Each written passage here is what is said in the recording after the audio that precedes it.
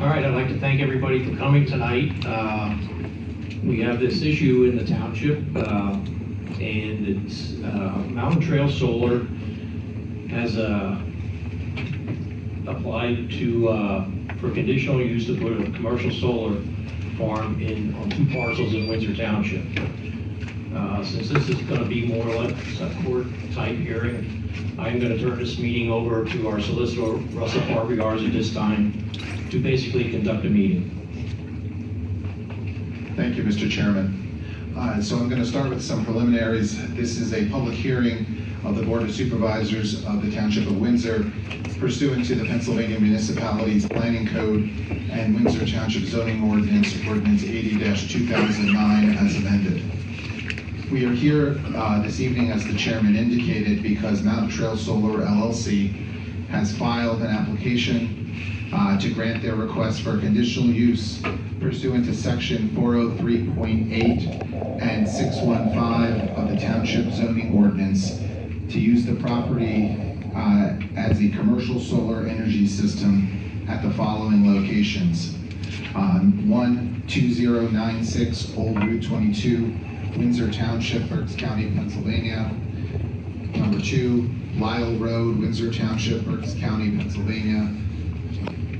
And that's at UPI number 945405404246230001. Number 3 at Lyle Road, Windsor Township, Berks County, Pennsylvania, and that has UPI number 94540500525900. Number 4, Lyle Road, Windsor Township, Berks County, Pennsylvania, with UPI number 94540500524722, and 786 Sunday Road, Windsor Township, Berks County, Pennsylvania.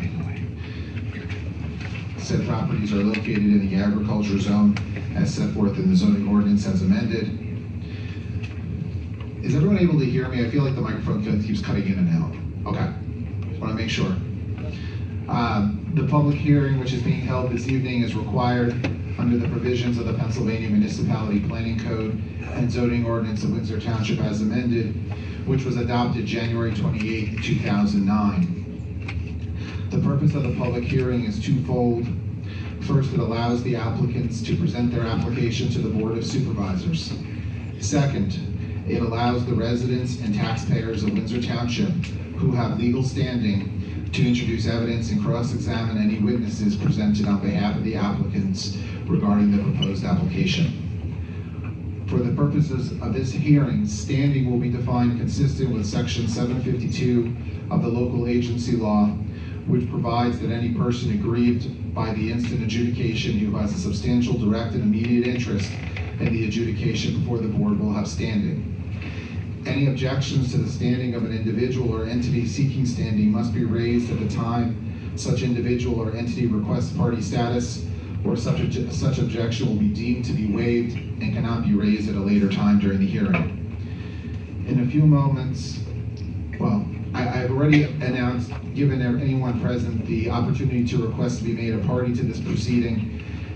If anyone is interested in being considered a party and has not entered their appearance either personally or through counsel, you are required to complete a formal written entry of appearance form, which will be marked as an exhibit, and those forms are up here at the desk. Is there anyone in the audience who has not filled out an entry of appearance form but would like to? Let the record reflect that there is no response. At the conclusion of the hearing, the supervisors will have to decide whether or not the applicants have met their burden of proof in complying with the standards and criteria necessary to obtain the requested conditional use. Now I will give a brief explanation of the procedure that we will be using tonight. First, the applicants will make their presentation to the Board of Supervisors.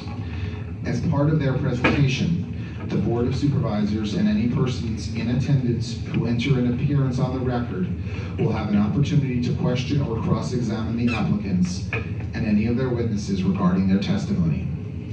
For all persons in attendance who make themselves a party to this hearing, This will not be the time to give a speech or present testimony. Your opportunity to do this will come at a later time in the hearing. Rather, this will be your opportunity to only ask questions of the applicants and their witnesses. Following the conclusion of the applicant's presentation, the persons in attendance who have entered an appearance on the record will have the opportunity to present testimony and other evidence on their own behalf regarding the applicant's requested relief. If any person chooses to present such testimony, he or she will be subject to cross-examination from the applicants. This proceeding is being recorded by a stenographer. Accordingly, applicants or witnesses and any persons who have entered their appearance on the record will have to be placed under oath prior to presenting any evidence. We ask that you speak loudly and clearly, and please, only one person at a time. The stenographer would tell you that it's very hard to transcribe when multiple people are speaking. When all the testimony, evidence, and closing statements have been presented to the board will recess the public hearing to deliberate on this matter in executive session. Following the executive session, the board may ask additional questions of the applicants or the parties of record. Thereafter, we will close the evidentiary record and conclude the public hearing. At that point, the board may announce its decision, or if the board is unable to reach a decision, we will announce the time and place when the decision will be publicly rendered, which must occur within 45 days of the conclusion of this hearing, in accordance with the Pennsylvania Municipalities Planning Code. Before I move on, do either council have any questions about the procedure we will follow this evening? No. Do any of the parties who have submitted their entries of appearance have any questions about the procedure that we will follow this evening? Yes.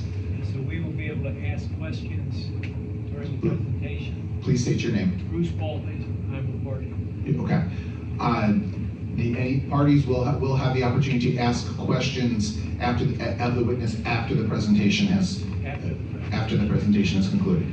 So what I'd like to do now. Are we going to address party standing? I'm going to do it right now. So what I'd like to do at this point is I have let's see, I have 4 entry of appearance forms that were just submitted that I want to address. So the first is been marked as board exhibit number 13. This is and the individual is Laura M. Palinuk, and I know I should know how to say that. Y'all get to learn how to say it here. Yeah. And they reside at 2248, she resides at 2248 Old 22 in Lenhartsville. Are you represented by counsel this evening? No, But am I correct that your husband is represented by counsel? you are correct. Okay. And do either counsel have any objection to this entry of appearance? No. Mr. Cluck says no. No objection. No objection. Your request to be made a party to this proceeding is granted. The next entry of appearance form that I have is Bruce D. Ballphaser. This is marked as Exhibit Board 14 for Bruce D. Ballphaser at 176 Blau Road in Lenhartsville, Pennsylvania. Do either council have any objection to this party being made, this individual being made a party? No. Okay. Mr. Ballphaser's request to be made a party is granted. Board exhibit number 15 is an entry of appearance for Bruce Hartman at 1050 Windsor Castle Road. Do either council have an objection to this person being made a party? Potentially. So we prepared a memorandum addressing standing, and in the zoning context, it's typically an adjacent property owner or somebody lives in close proximity. We have identified, we didn't have any objection to anyone else because we believe they met that test. I would just ask, we prepared a map, and I would ask to point out where they live. Mr. Harkin, can you come forward?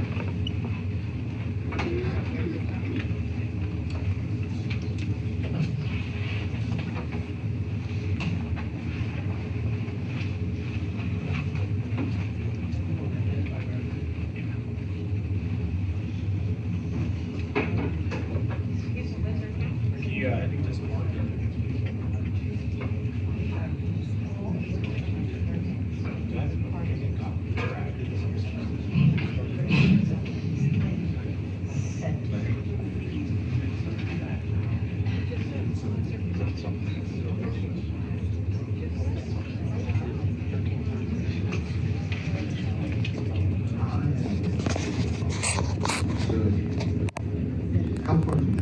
How far from the site do you reside? About a mile? Sorry, Parker, do you want this on the record? Yes, please. Okay, because I can't hear anything. He's just mumbling. You can type in audible.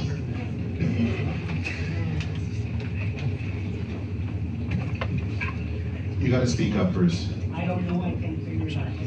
Okay. You said that you live within a mile, approximately a mile from the site. What? You can turn. You can turn.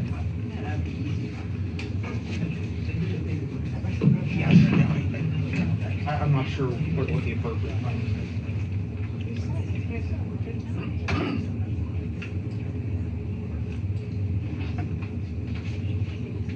Yes. But not in a few minutes. We're going through that. Within the next 5 minutes.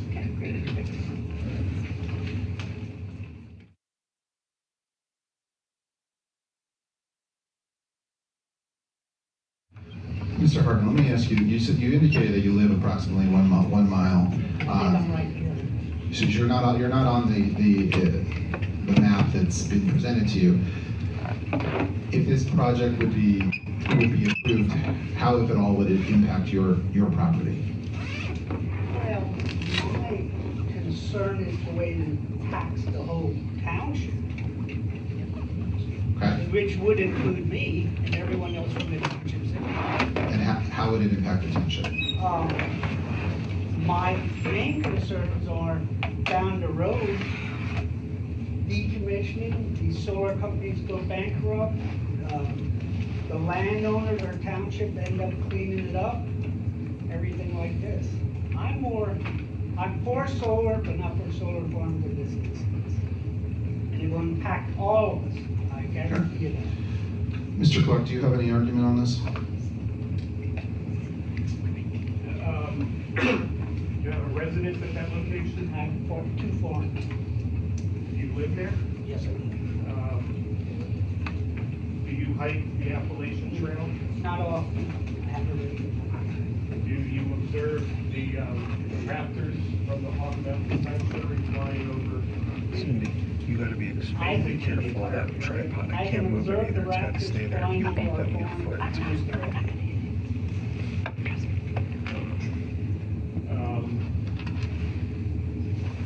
What's your source of drinking water? Oh, we have a well. You have a well? Yes. Are you concerned with the possibility of toxics from an incident at any of the solar properties adversely affecting your well water? Well, it would have to come quite a distance, but it is possible. I think this is, I appreciate it, I appreciate your interest, I just think in terms of what the standard is, that this line of question is relevant. And we are gonna address your concerns, but there is a difference between public comment and, having standing community party status. Mean no offense, it's just outside of the scope of harm. You have to have something that's personalized, contribution directed substantially beyond some harm that every member of the township would suffer. Here's my question to you. What's that, Mr. Harper? Yeah.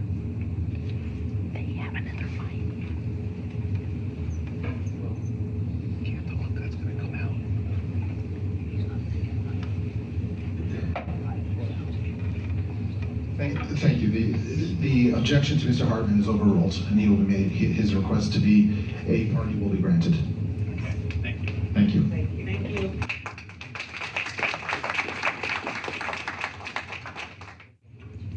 He's number 15. The next entry of appearance is for Justin Coldren. This is board exhibit number 16, and his address is 243 Center Avenue in Hamburg. Mr. Coldren, do you reside in the township of Windsor? I do not. You do not? Okay, then your request to enter your appearance is going to be denied. And that, again, that was board exhibit number 16.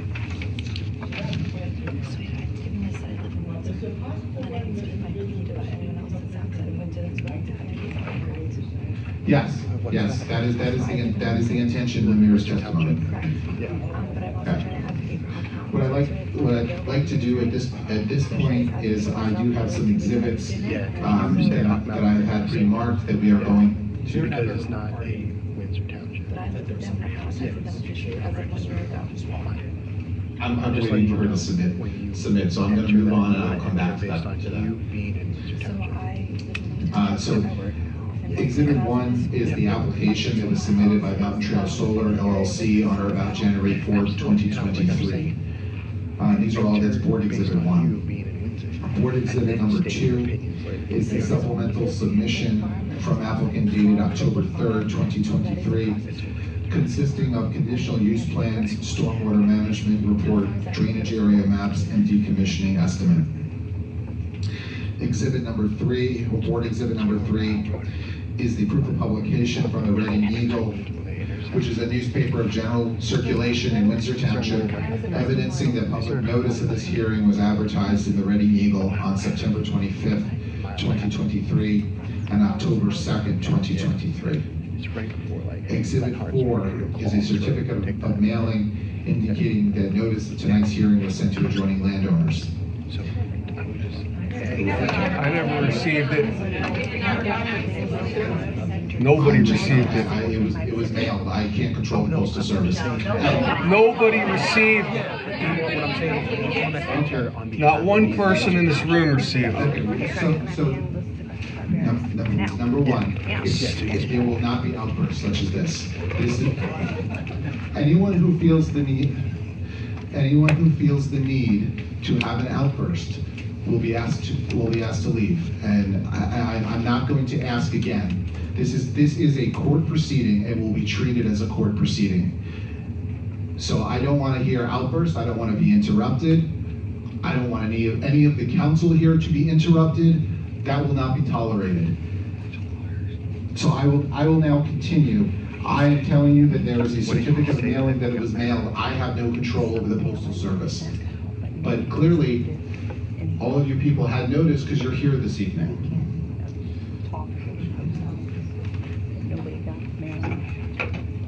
Question. No questions.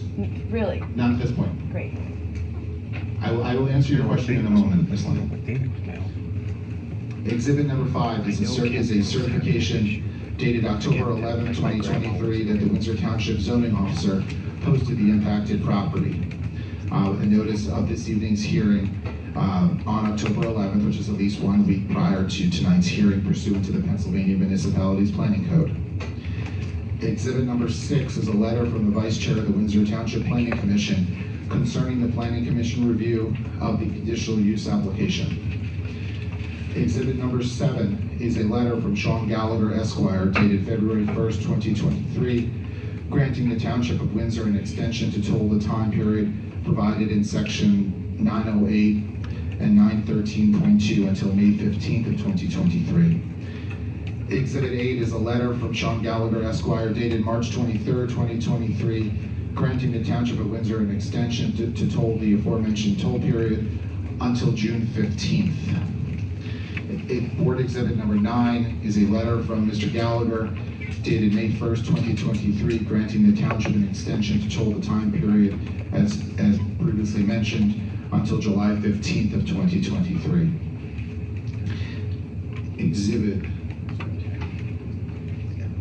Exhibit 11 is a letter from Mr. Gallagher, dated August 8th, 2023, granting the township an extension to toll the aforementioned time period until October 30th, 2023.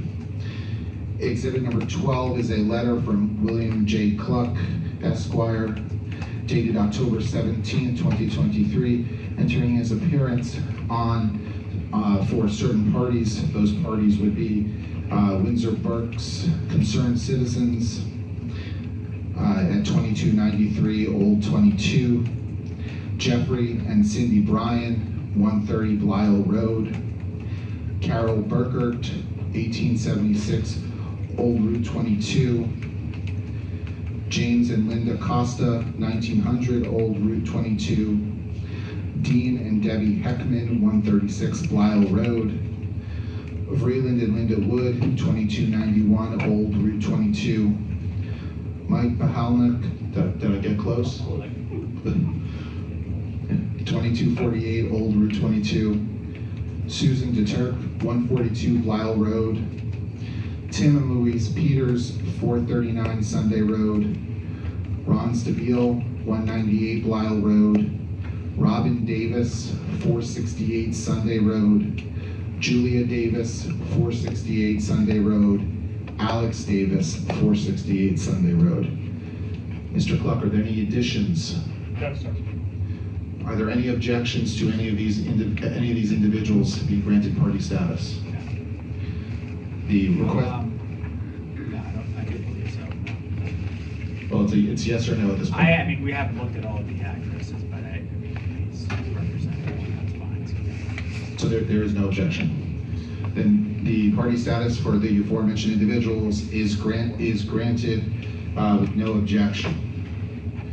I have an entry of appearance entered by Jessica D. Lang at 241 Hebner Road in Hamburg. I'm going to go off the record for a moment so that we can mark this.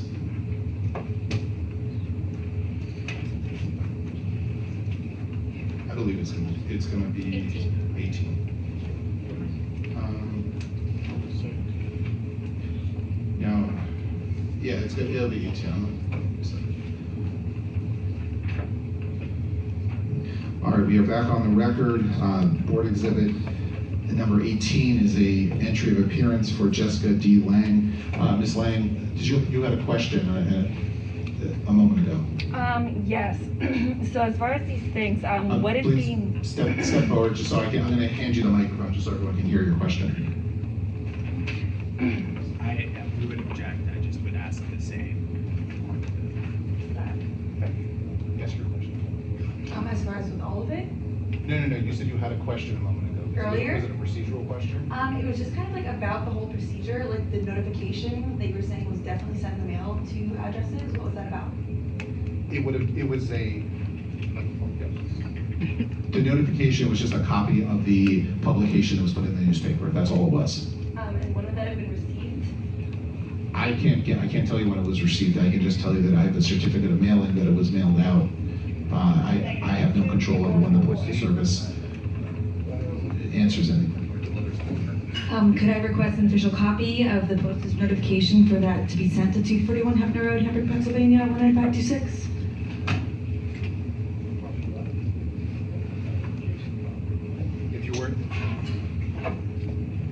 If you were not an adjacent property, you would not have been on the list to receive that. Is it not the same solar company that is projecting the larger project at said land that is also projecting the property across from my 241 Hefner Road, Hamburg, Pennsylvania property? And none of this has to do anything with solar farming as far as for monetary gains? There is an application for a conditional use, but I think you are referring to a different project there was a conditional use hearing on that about a year ago, almost exactly. How is that sad? Because that's been like nothing heard.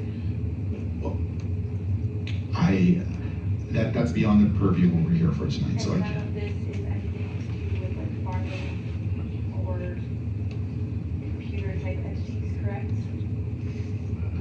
I'm not the person you need to be asking I this. did look into the solar farm companies and it kind of seems a little bit Okay. like as so we were uninformed as to the full intention of what the So- properties were used So that is going to be the subject of the hearing. So right now, what's before the board is whether or not you will be made a party to the proceeding. And I believe that there is an objection from council based on proximity. Are you a resident of the Township of Windsor? I am, but I'm also here to represent Laurie Goodrich. She's out of the country right now, from Hawk Mountain Sanctuary, and this is an international bird sanctuary. I don't know if I is on international sanctions and solar use. Are these things Okay. will be answered today? Those will be part of the proceeding. Okay, am I allowed to record the proceeding for Lisa Goodrich and Hawk Mountain Sanctuary? You are. You are. Thank you. Your objection? So if we can just go through where Ms. Lane lives, reserving my objection for now, but she's not on our list, and I would just ask her to identify on the map where she lives. I believe that she's probably not on your map, and at this time we're going to grant your request to be a party to this proceeding. Just so, for the record, I have prepared, and I didn't even copy this. I would ask that, this is the member regarding standing. A year ago, my family was served for the 40-acre farm. I did contact We her had directly. three She motions. is out of the country now. She contacted me last week, and I was not informed of these hearings. That's why I was asking. Understanding that, so. I'm just asking because Lori said it. That is correct. What is the basis of the objection? The basis is that Ms. Lang, as a resident of the township, has the potential to be aggrieved by this process, and her entry of appearance at this point is granted. I am also an employee of the school district as well, if that matters. Thank you, Ms. Lang. Thank you. All right, thank you. Yeah, I want to. Bob, come forward. Is there anyone else who's present at this point who wants to request party status? Because we do need to move forward, but I want to give everyone the opportunity.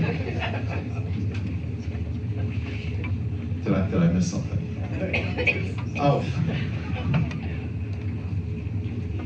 Yes. I don't want to be on the list. Could you all please be mic'd when you're speaking? Because it's very difficult for all of us to hear what's being said up there. Thank you. There is a second mic. Do you have a mic over there, Mr. Gallagher? It works. We do. Okay, please. Then use it.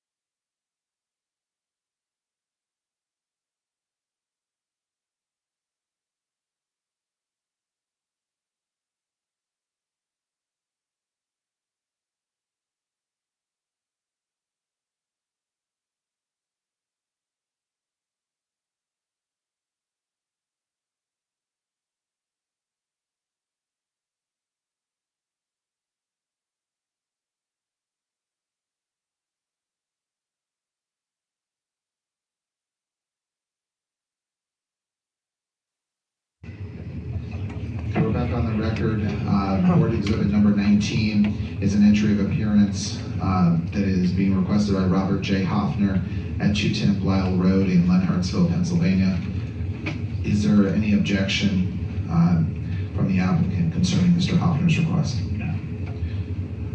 Okay, Mr. Hoffner's request to be granted party status is granted. May I ask a question? This is not the time for questions unless you are seeking to become a party at this point. I do have a question on why I was rejected, though. That's okay.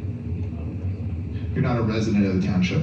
Okay, but I got an email about supporting the building of the solar farm to put a petition in to help support it. So if I got a text message to help support it, and that information can possibly be used to help put the motion through to get it supported, why can I not be opposed to it? The township has nothing to do with the text message that you may have received. So that is no bearing on your request.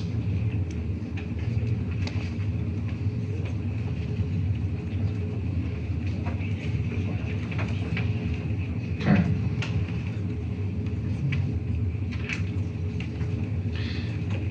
At this point, I would ask that the Windsor Township zoning officer be placed under oath. Do you swear or affirm the testimony you're about to give is the truth, the whole truth, and nothing but the truth? I do. Can you please state your name for the record? Ryan Michael Wester. Do you want me to grab the mic? I'm sorry.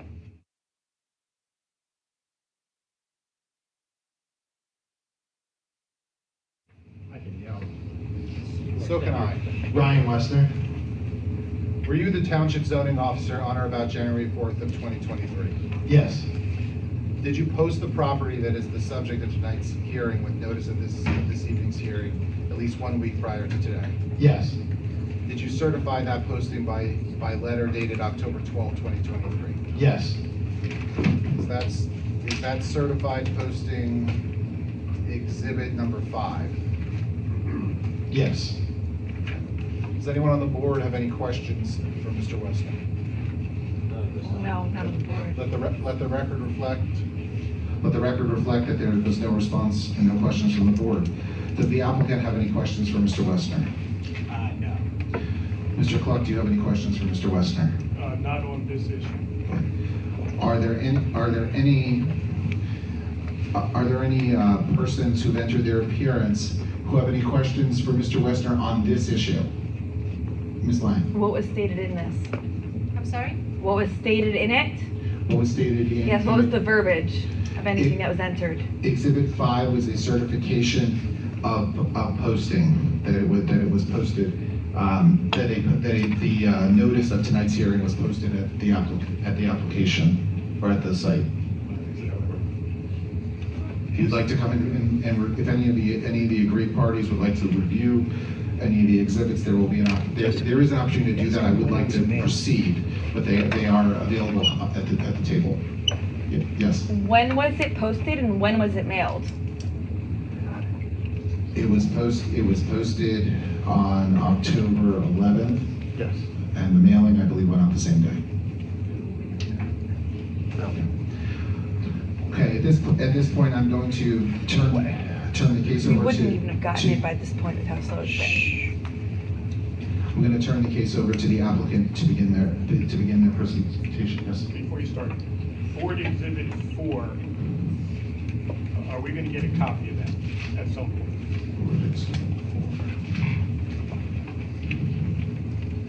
Yes. Does it list to whom the mailings were sent, or is it just a certification that the mailings occurred? It has the list. That's it. Thank you. Yeah. That's fine. I will provide you. I'll let you look at it this evening, but I'll also provide you a copy. Yes. All right, Mr. Gallagher, you are free to present your case. Thank you. Good evening. My name is Sean Gallagher with the law firm of Buchanan, Ingersoll & Rooney. We represent the applicant, Mountain Trail Solar. Mountain Trail is proposing a 50 megawatt solar facility on property located in the township's agricultural district, and as on view on the screen. Under the Windsor Township zoning ordinance, the proposed facility is considered a commercial solar energy system. The zoning ordinance provides that a commercial solar energy system is permitted as a conditional use in the agricultural district where the property is located. The designation as a conditional use is significant here. A conditional use is not an exception to a zoning ordinance. Rather, it is a permitted use in accordance with the express standards and criteria in the ordinance. Here, there are 20 standards set forth in the ordinance for commercial solar energy systems.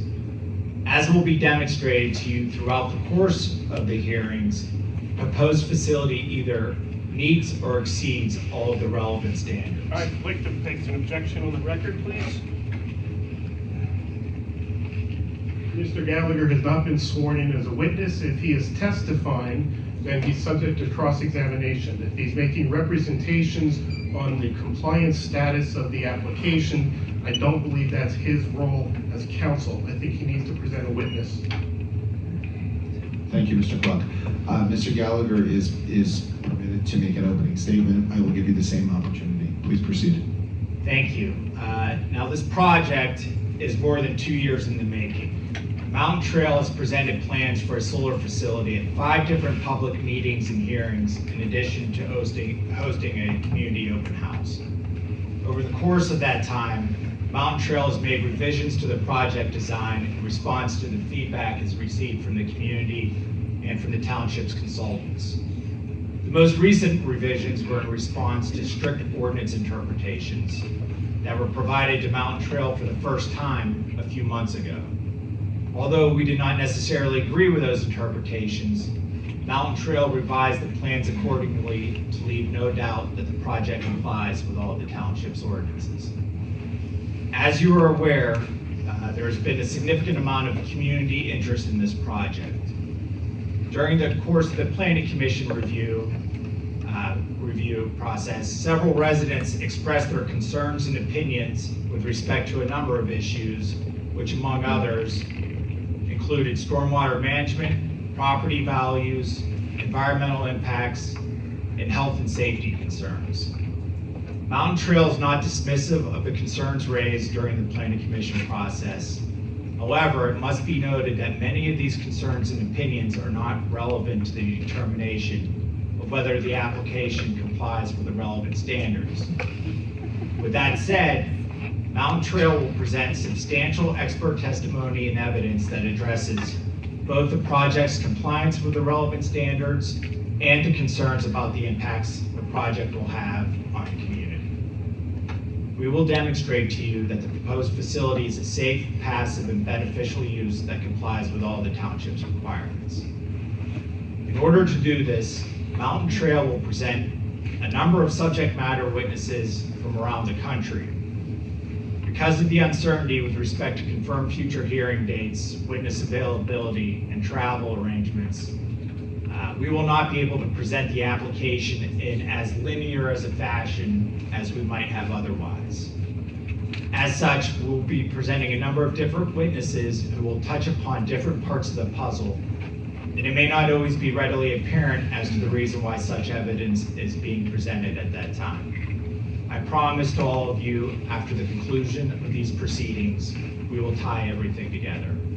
To this end, I ask for your patience and understanding as we create our record. Lastly, I would like to thank all of you. I know that all of you have had to rearrange your schedules for this proceeding. Thank you. Your consideration is very much appreciated. With that, I'd like to call my first witness. Just one moment. Thank you, Mr. Gallagher. Mr. Cluck, do you wish to make an opening statement now or at the beginning of your case? No, at the beginning of my case, but I have a clarification question.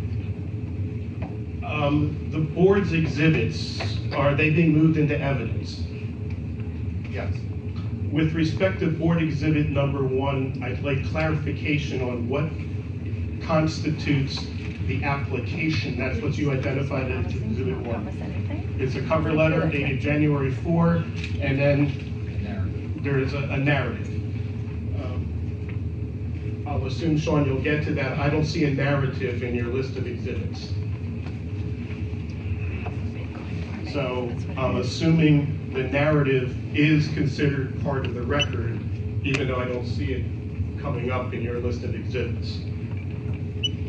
So board exhibit number 1 consists of a cover letter and the application, as well as a zoning narrative book. which has been submitted, so that is part of the record. And I appreciate your reminder, and at this point, the board exhibits will be made part of the record. And that's what was made available to the public for the public to review. It's been publicly available, yes. Thank you. As well as the resubmission. Yes, well, the recent submission was from earlier this month, October 3rd. Correct. And we have since revised the application, and we'll be addressing that during the course of the hearings. Also, as a pre-hearing matter, we have pre-marked exhibits 1 through 32 that we'll be submitting into the record, as well as, I believe, the legal memorandum that outlined our objections, which we've asked to be identified as Exhibit 33. Objection to exhibit 33 being made part of the record, Mr. Clark. It's not normal process to have a legal memorandum become an exhibit to a hearing. It's normally something you submit post-evidentiary hearing with your proposed findings. I just want to be clear, whatever's in your legal memorandum does not have the force of law, and you're not going to be presenting any witnesses to testify to that. Correct, but this is a zoning proceeding, the rules of evidence don't apply, and what I would say to that is it's just for making reference in the future if need be that we can identify Exhibit 33 of the objections to standing forever raised. Although formal rules don't apply, I don't see the relevance of the legal memorandum, and I'd ask the board to reject his legal memorandum as an exhibit. Do any other individuals who have entered as party status have a position on Exhibit 33? Ms. Lang? I just have a question. I thought you guys said there are pre-marked exhibits 1 to 32. So what is exhibit 33 then? Exhibit 33 is a legal memorandum that is not in the exhibit book, and it is here. It was submitted this evening. So if you want to look at it, you're welcome to look at it. At this point, what I am inclined to do is conditionally admit this exhibit, and it will be given its due weight by the board. And Just maybe I misunderstood, but are you promising to basically promise nothing and to perhaps be available to answer questions? Like, I just kind of feel like that's like what I basically heard out of what you had to say. Ms. Lang, I understand you have questions, and you will have an opportunity to ask them, but right now is not that time. Okay, just maybe I was confused there. it was not for this proceeding, it's for outside of. Well, why don't you call your first witness? Thank you. Andrew.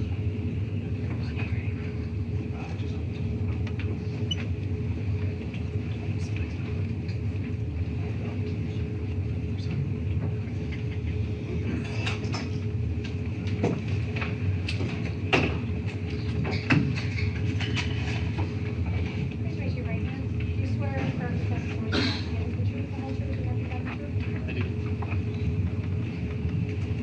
Can you please state your name for the record? Andrew Lines, Lines. What is your occupation, Mr. Lines? I'm a commercial real estate appraiser. Sure, that's all right. I can do that. Okay. Who's your employer? Cone Resnick. It's a national advisory accounting and tax firm. Okay. What is your business address? I work out of our Chicago office. It's 1 South Wacker Drive, Suite 3550, Chicago, Illinois, 60606. Okay. What position do you hold? I'm a partner with the firm. What is your educational background? I have a Bachelor of Fine Arts from Syracuse University, and then started taking post-secondary classes in real estate appraisal around 2003. What state licensure and certifications do you have? I'm a state certified general commercial real estate appraiser. I hold that title in 12 different states, including the state of Pennsylvania. And if you could just turn to Exhibit 28 in the book and identify what that is, please.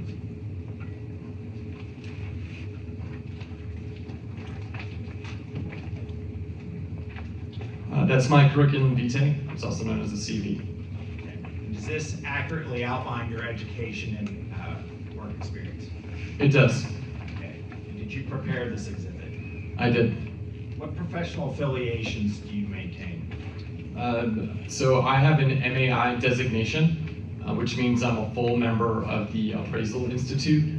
The MAI designation requires dozens and dozens and dozens of hours in order to achieve that designation as an appraiser who can appraise anything in the nation. So I continue to maintain that relationship. Also, I'm a member of the National Council of Housing Market Analysts and the International Real Estate Management Association. Okay. How long have you been preparing property value impact studies related to solar projects? Related to solar, about the last 6 or 7 years. Okay. And how many studies have you performed? So we've looked at hundreds of different solar farms. We've been able to analyze specific data and put them into full narrative studies of 35 different solar farms around the country, encompassing 17 states, including the state of Hawaii. Okay. Have you done any studies in Pennsylvania? I have. Okay. Have you ever testified as an expert witness in any real estate valuation matters? I have. And what types of proceedings have you testified? I've testified in state and federal court. I've testified in eminent domain hearings where government might take private property. I've testified in business disputes considering real estate. And I've also testified at various zoning hearings in 15 or 16 states. I've lost track. Okay. Approximately how many times have you testified? Over 200. How many times have you testified related to property valuation related to solar projects? It's over 150 times. Okay. And were you ever offered as an expert to give property impact value testimony related to solar projects? I have. How many times? Over 150. Okay. Have you ever been rejected as an expert? Never. Okay. At this time, I'd like to offer Mr. Lyons as an expert in property value impact related to solar projects. Buck, do you have any questions? Good evening, Mr. Lyons. Nice to see you again. Nice to see you, sir. You testified as an expert in Montour County, is that correct? That's correct. What happened to that application? I don't know. We have no objection as an expert. What's his precise expertise you're seeking to qualify him? As an expert in property value impact related to solar projects. No objection. Mr. Lyons, are you familiar with the Mountain Trail Solar? Mr. Gallagher, one moment, please. Are there any other parties who have entered their appearance who have any questions for Mr. Lyons based on his expertise and the request they be made an expert? Let the record reflect that there is no response, and Mr. Lyons will be accepted as an expert, as so stated by Mr. Gallagher. You may proceed. Thank you. Are you familiar with the Mountain Trail Solar Project? Yes. Have you reviewed and are you familiar with the conditional use application? Generally, yes. Okay. Have you physically visited the site before this evening? I have. And have you prepared a written property impact report? I have. Can you please identify what Exhibit 29 is? This is a copy of our real estate adjacent property value impact report, which discusses academic and peer-authored property value impact studies, research and analysis of existing solar facilities, and market participant and assessor interviews.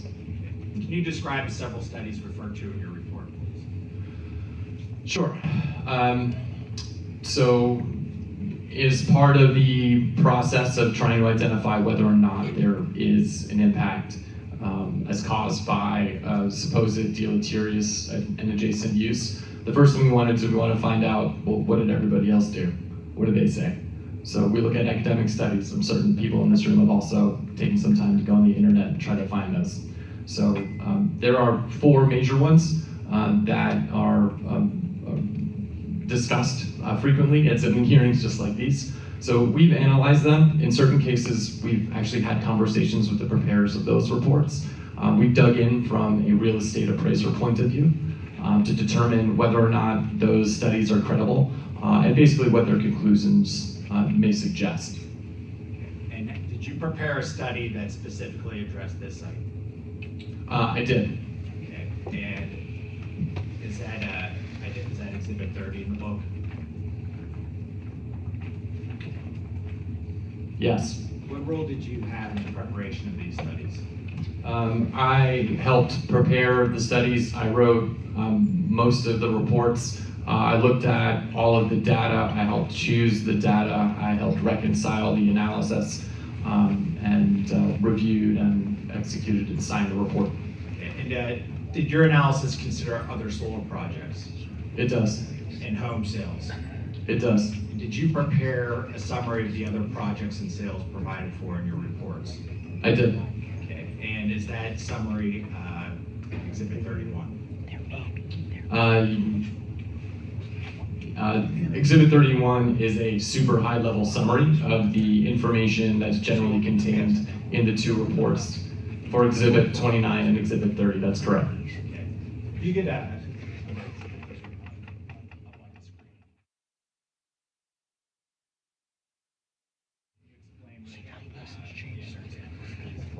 Sure. I don't always get to do and show this, so I'm really excited to show everybody. If you can go a couple slides. The most important one probably for this particular project is another one in the state of Pennsylvania. And so this is an example of looking at a transaction that's located next to an existing utility scale commercial solar project. That happened to be developed by BP Lightsource in conjunction with Penn State in Franklin County. It's not too far away from here, just on the other side of Harrisburg. And so this kind of shows what my methodology is, which is that we go and we find a solar farm, we look at the aerial, and then we'll go on public county websites and we'll use the GIS maps or property tax maps to figure out what is actually touching that solar farm. So we want to study the ones that are immediately adjacent, because you would assume that the ones that are immediately adjacent would have the most impact. So we go around and we number them. In some cases, it's only a few properties. In some cases, if it's a very large utility scale project, it could be dozens and dozens. And so we go through and we see, did a home sell next to the solar project? And when did it sell? Did it sell before, did it sell during, or did it sell after the solar facility started operating? And that's really key.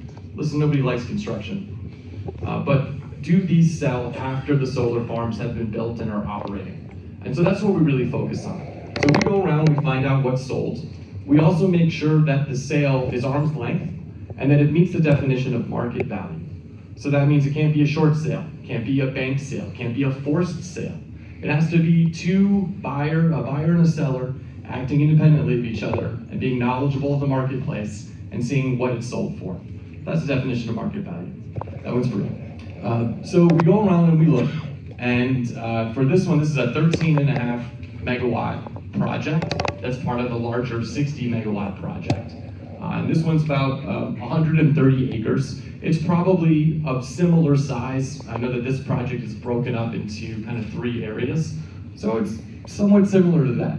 This is a very rural area. It might even be slightly more rural than here, but it's a rural area. Next slide. So we found one sale. It was referenced, I think it's property number 5 on the previous slide, but it's in the corner. And this is a 1-story masonry home with a nice big yard in the back. And it might be hard to tell from your vantage point, but there are actual solar panels. It's probably the middle of the day, so they're table flat, that are behind a fence line. Our person who bought the home had a fence line. There's some trees there existing that are on the inside of that fence. They're mostly deciduous. But you can clearly see from the MLS listings, you can see the solar panels in the background. So we analyzed this particular property. In analyzing the property, I also called the broker who helped sell the house. And I asked, her name's Misty. I asked Misty from Legacy Realty whether she thought that the home sold at a market price, even though it was next to the solar facility. And she said, yes, she believed it. And she said the person that bought the home had looked at 20 other homes before they had settled on this one. That's just what the real estate broker told me, okay? Next. So what we did is that we went in the marketplace and we tried to identify a group of homes that are similar in nature, that are roughly the same size, that are roughly the same acreage, and are in the general community. And so we look and see what their prices per square foot are. And we compare them with the sale that occurred, the one that's immediately next to the solar facility. And when we analyzed the group of homes that are similar, that bracket the subject in terms of sizes, in terms of acreage, in terms of ages, what we found in this particular instance was that there wasn't a negative influence, meaning that the sale that was immediately next to the solar farm did not sell at a price per square foot that was lower than its comparable group. So part of the process in doing this is it comes from a really specific textbook. It's called Real Estate Damages, that was written by another MAI like myself, who's also a PhD in statistics. That person, Dr. Randy Bell, talks about a number of different ways to look at potential damages, one being analysis, looking at a sale or a group of sales next to another group of sales. And so we don't go through and adjust these sales willy-nilly. We don't do any subjective adjustments. We just look at the prices per square foot, and we see whether or not it's consistent with the median. And if we see this over and over again, and Dr. Bell talks about seeing a consistent and measurable difference, so if we see this over and over and over again, then you conclude that there's a trend. So we have to see this more negative than positive, or more negative than being very close to zero, and we need to see it over and over again in order to say, yes, that one thing is clearly influencing the adjacent home in a negative capacity. So in this case, it did. Next slide. This is another one that's much larger than the proposed. This is the Assembly Solar Farm. This is in Michigan. It's 239 megawatts. It stretches over a lot of acreage. It's in another rural setting in lower central Michigan. This particular one occupies about 1,900 acres. And there are a number of homes that are directly adjacent and in and amongst a lot of the solar panels that were developed. Next slide. We found two sales that were actually kind of right around the corner from each other that both sold as the solar farm became operational. And so one is noted at property 28, which is in the corner. It's really hard to see with the lights here, but there are essentially solar arrays in all four sides around each of these properties. And so we took a look at these. We figured out what they were about. One of them sold for about $215,000, was a 3-bedroom home. Another sold for $322,000. It was a different 3-bedroom home. That one was on a little bit of a larger acreage, so like a little farmette. And there are farmettes here in this community as well, so those are important. Next slide. So we separated them into two groups because the homes are different. One was on small acreage, one was on large acreage. And again, we went and we tried to find homes in the general area in that community that were similar in size, similar in acreage, mostly similar in age. And again, addressing and looking at their prices per square foot. So for this first home, which was on Crump 2, which we've labeled Group 2, we didn't find a negative difference between the sale of this property. It's actually sold twice since the solar farm became operational, and showing a nice appreciation between those two sales. But compared to the group of sales, we do not see a negative difference between the two sets. Next slide. Here's the one that's on the larger acreage, the farmette. Again, taking a look at other farmettes, similar acreages, similar sizes, number of bedrooms, number of baths, and again, not finding that the sale that's immediately next to the solar facility is selling for less than the group. Next slide. Another example, big one. This is the North Star Solar Facility. This is about 35 minutes north of the Twin Cities in Minnesota. And what's very interesting about this is there are a group of homes that are on kind of large acreage for this particular environment, but you can see that they've got solar in all four directions. And so if any homes were going to be impacted, it would surely be those homes that are right in the middle of all those solar arrays in all four directions. Next slide. But we found that that wasn't the case.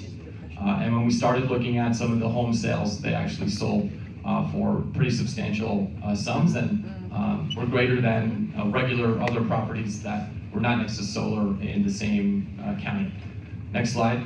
One of them, which I've labeled as number 46 here, 10132 376th Street, which is a 2,100 square foot home on 9.3 acres, had sold in December 2020 for $415,000, which is the highest price split level home sale price in North Branch Township over the past 5 years, according to county records.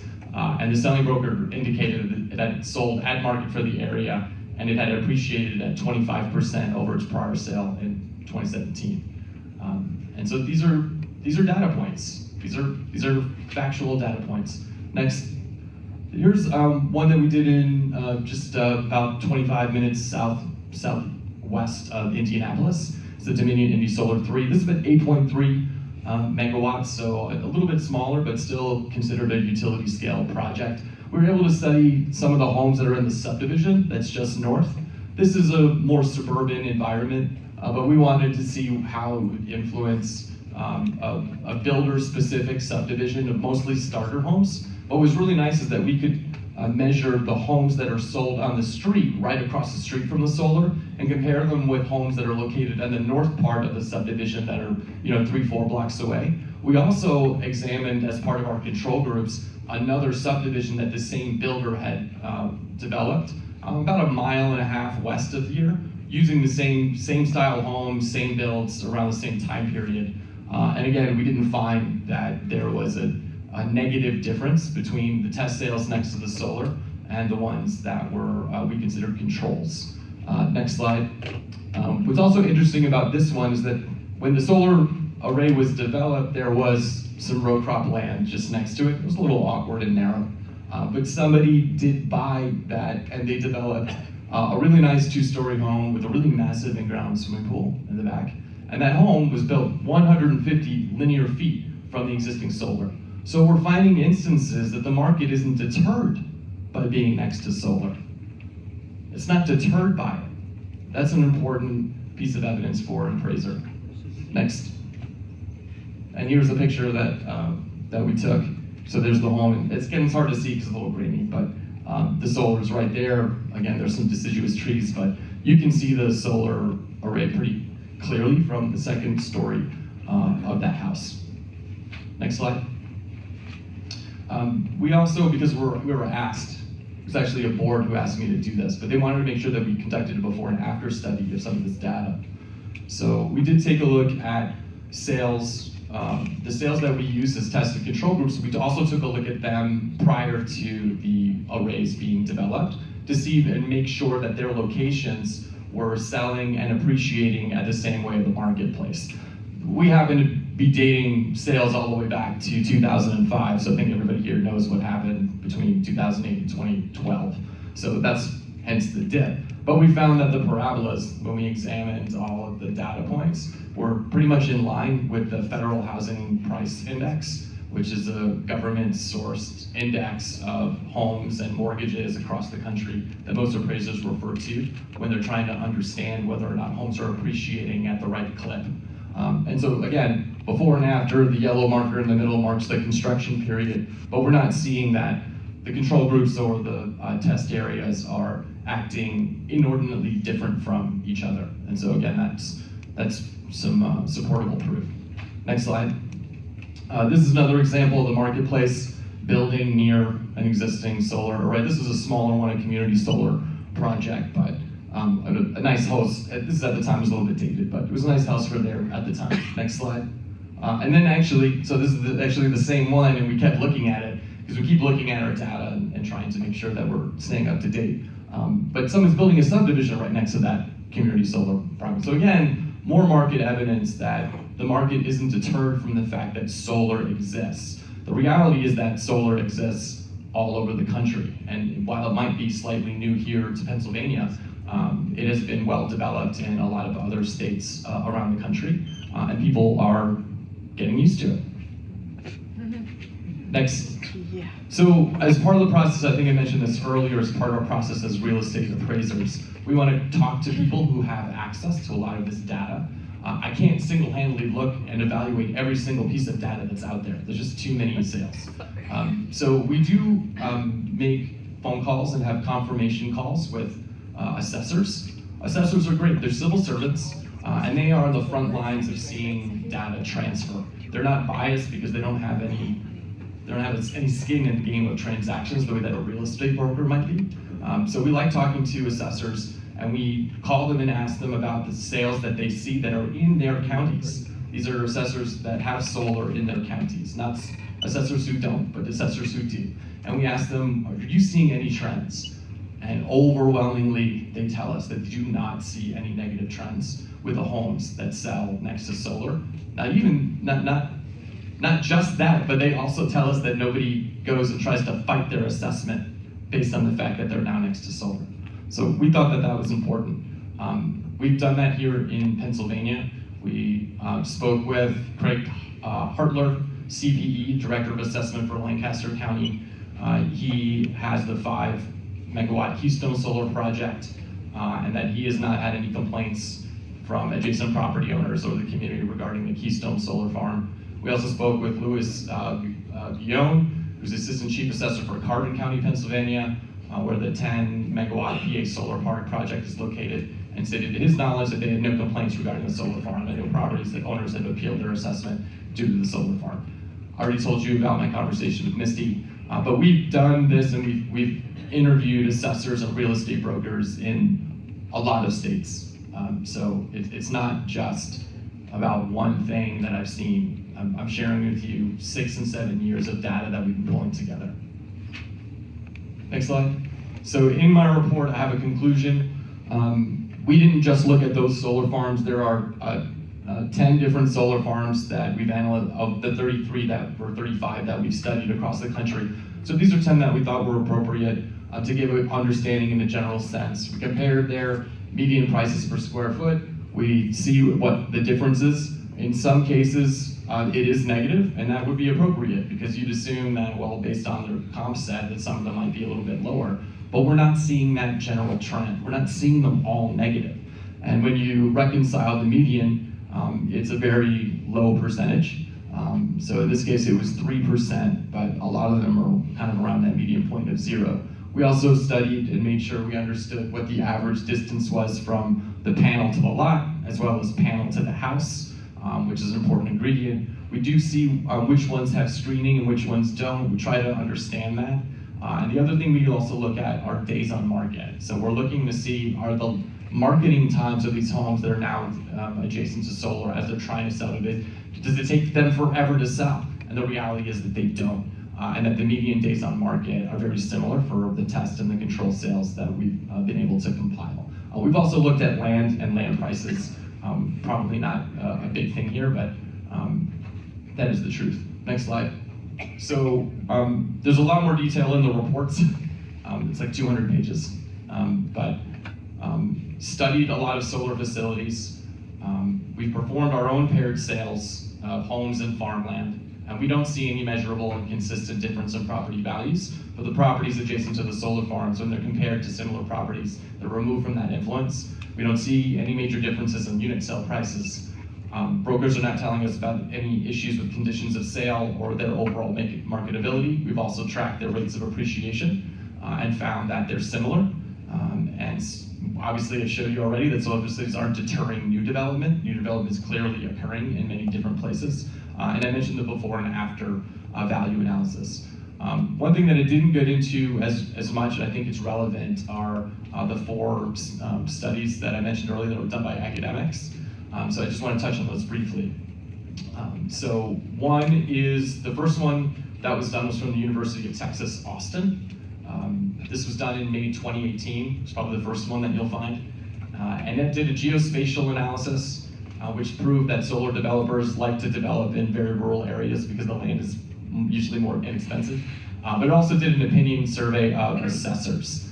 So they had sent out an email to 400 different assessors around the country. 37 of the 400 sent in responses. Of the 37, 18 said they had experience in valuing homes near solar, and 17 out of the 18 had found no impact. That's what the study says. The study also says future research can conduct analyses on home sales data to collect empirical evidence of actual property value impacts. That's what I did. So again, these were students who put together and compiled this information. I looked at the report. Those are the conclusions.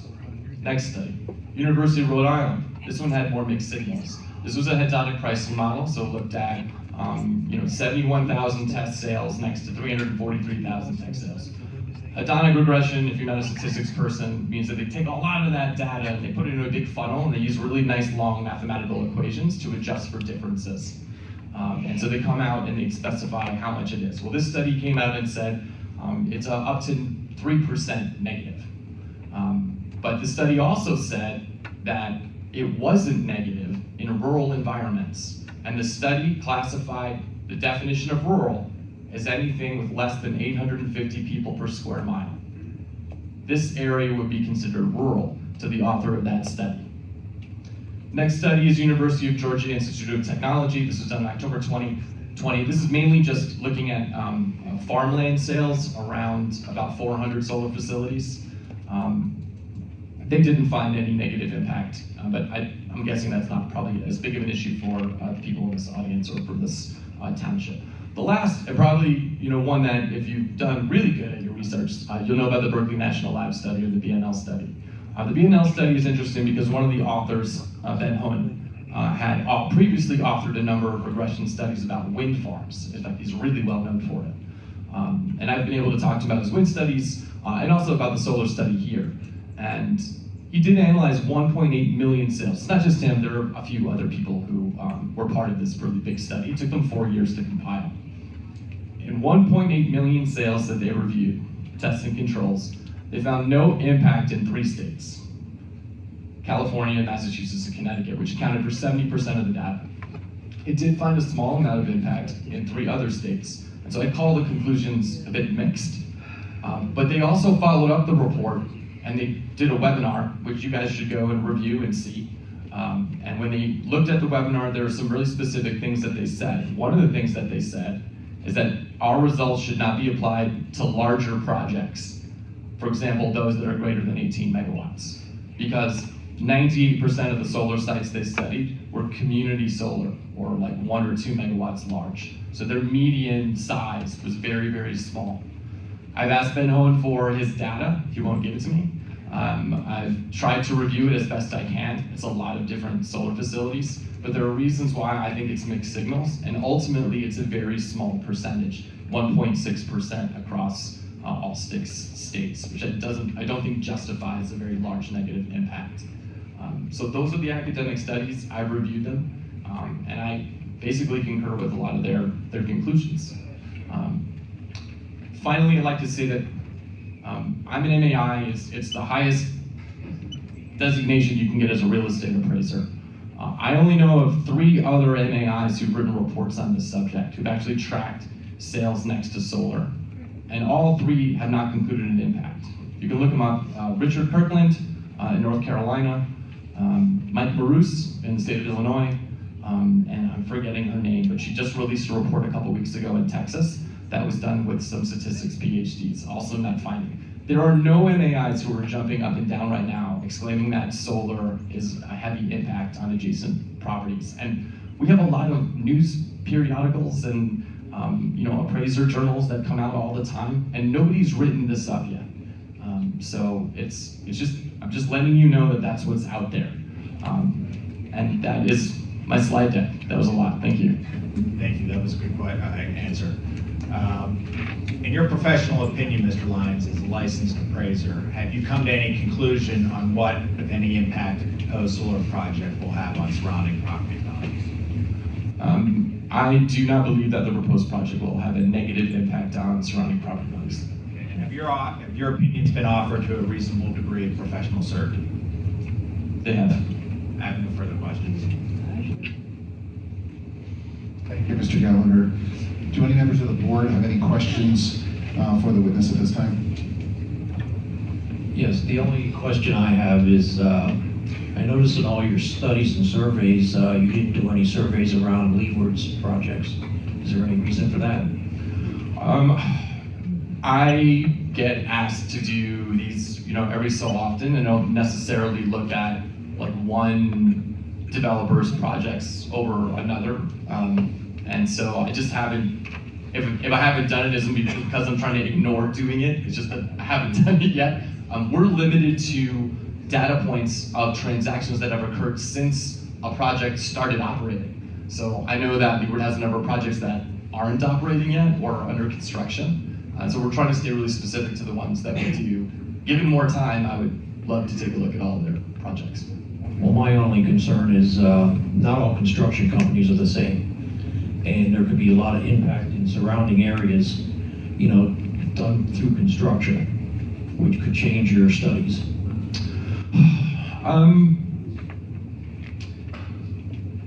I've found that once the projects are operating, these are generally pretty quiet because they put the inverters in the inside of the site, so you can't hear them outside of the site. Most of them have grass growth underneath. I know it may take a year or two to get that growth up, but I've seen some really interesting ones that have like a lot of grass in them. I've seen ones that have sheep that are eating underneath. And I've talked to neighbors of projects and asked them about them. So I can't qualify how good Leeward is as a construction agent. That's not my job, a little bit out of my bandwidth.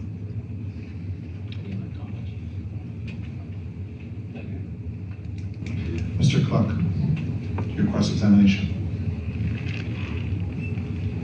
My first comment is I'd like to reserve additional cross-examination when I've had an opportunity to review the hundreds of pages that were prepared and produced tonight.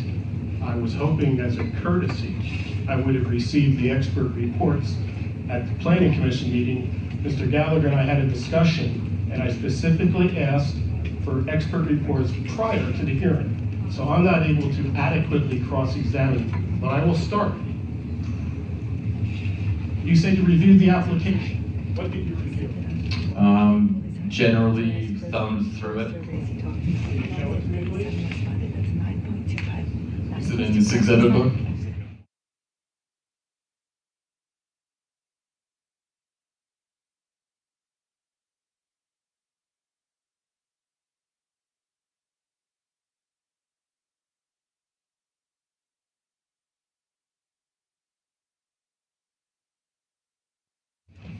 It's these exhibits 1, 2, and 3. And you reviewed the most recent conditional plans?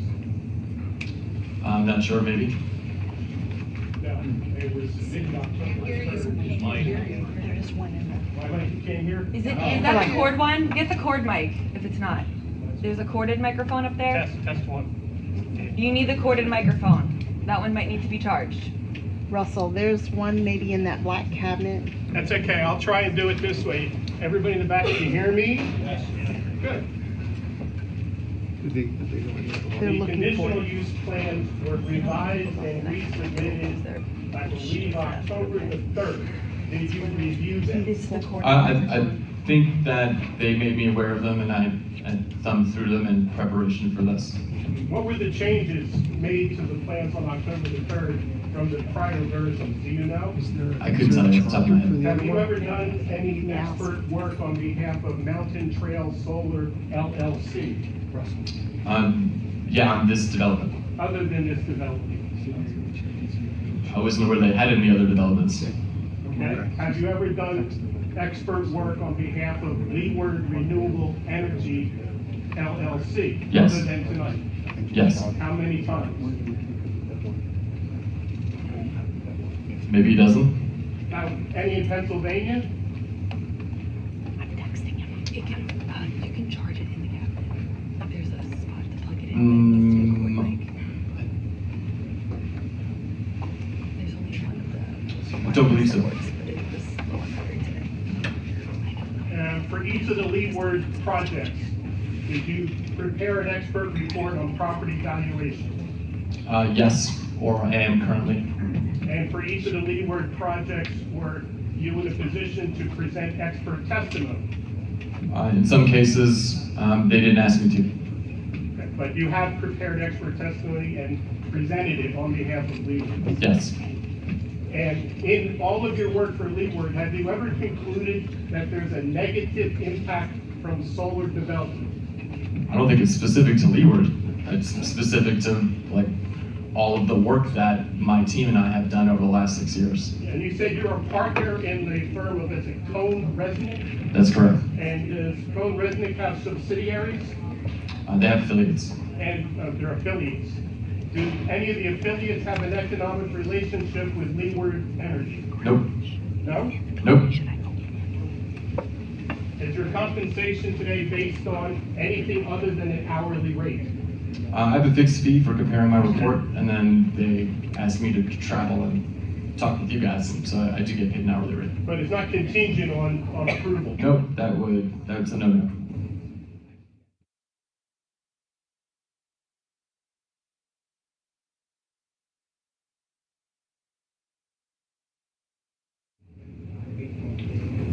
How much of the approximately 450 acres are considered prime agricultural land? Can you hold this for a second?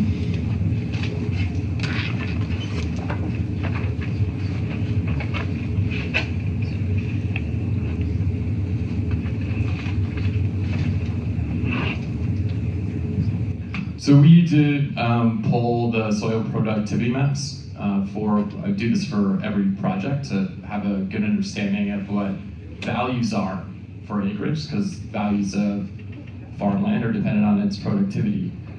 So on page 17 of my report, I don't know if you would like to go there. Which exhibit? Exhibit 30. There's the National Commodity Crop Productivity Index, and so that's an aerial, we do the base overlay. So you can see it's mostly yellow and green. So most of the yellow indicates a moderately low inherent productivity, and then there's some parts in green which are a little bit better than that. So I wouldn't call it amazing farmland in comparison to like where I live, but it seems to be okay. I'm not a farmer, putting that right out there for everybody, but I think you knew that. Are you familiar with USDA Class 2 and Class 3 soils?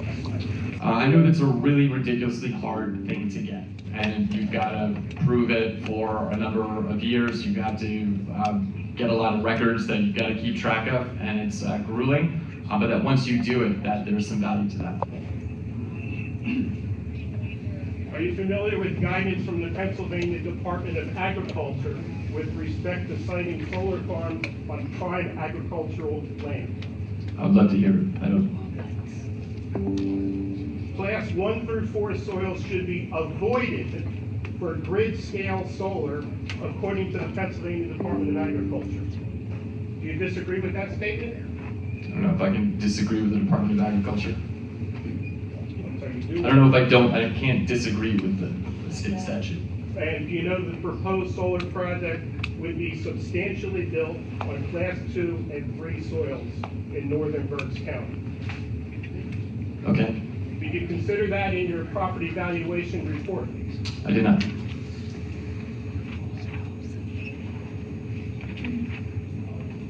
Exhibit 29. It looks like page 12, but 2's cut off.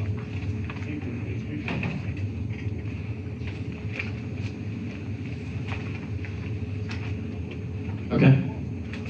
You with me? Quote, solar farms are also benefiting the overall long-term agricultural health of the community. Could you explain that statement, please? Sure. The unused land and also all the land beneath the solar panels will be left to rejuvenate naturally. Well, what happens to the 449 acres that are agricultural present use? They stay agricultural for the duration of the project, and then they can return back to growing actual crops again at the end of the lease. And how long is the lease for this project? I don't know, it could be 20 or 30 years, I'm not sure. What if I said 50 years? with all the options, it's possible. And you don't think that's a loss of prime agricultural land for 50 years, an entire generation? I think it's called letting the land grow fallow, which is important, especially when you consider a lot of the other things. But again, I'm not a farmer.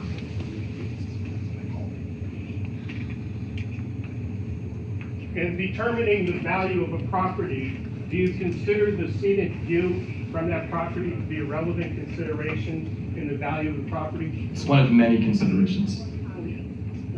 Are you familiar with the scenic views for the people who are parties to this proceeding? I drove the site. Did you go up on the Appalachian Trail? I've been on the Appalachian Trail a number of times in my life.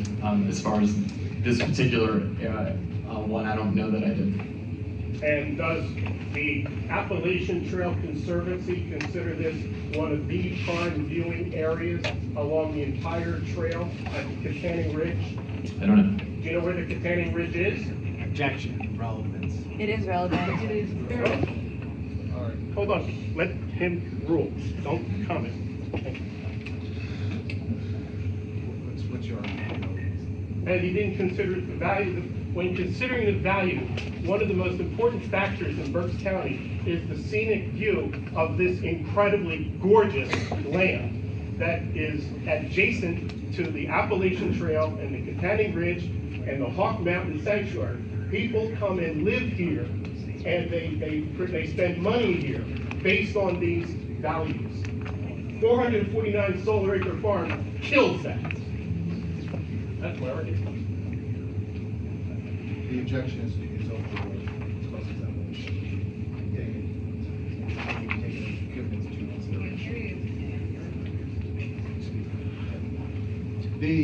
The objection is overruled. Can you restate your question?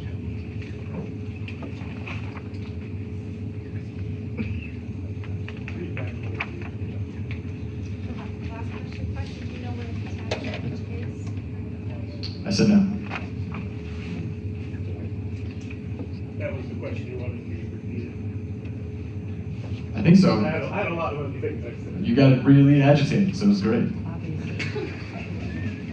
Hunting, hiking, and fishing tourism. Do you know how much they generate in Berks County? I do not. $223 million. Do you really want to put that at risk with a large solar farm? Objection. Does it impact property value? I'll withdraw that question.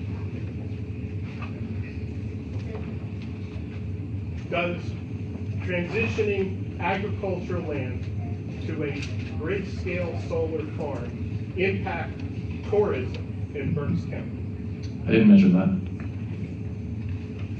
Is it a relevant consideration for a home buyer that they want to know if the area is good for recreation, hunting, fishing? The closest thing I can do is tell you that I did look at solar farms in recreational areas of northern Michigan by Traverse City, which is really also well known for its recreation.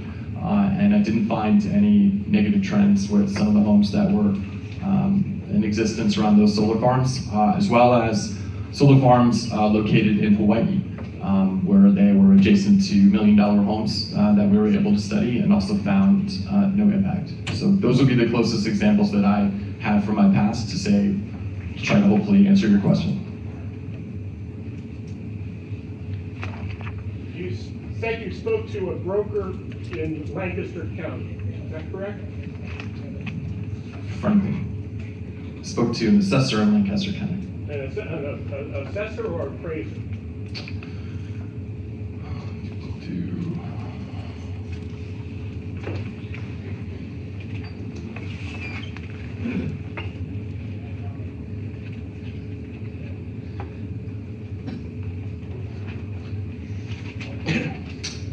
Craig Hetler, CPE, Director of Assessment for Lancaster County. And what solar farm was that, 5 megawatts? That's correct. And how's that compared to a 50 megawatt? I mean, obviously it's large. It's not as large. How many acres? Don't know the exact acreage.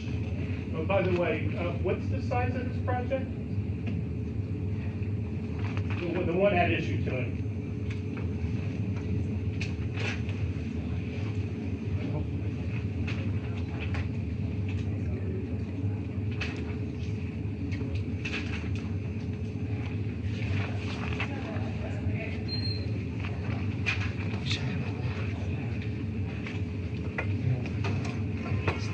440 acres. How many megawatts? 95. Sorry about that? I'm sorry, I misspoke. 50 megawatts. Which exhibit is the most recent version of the conditional use plan? Is that three? That is.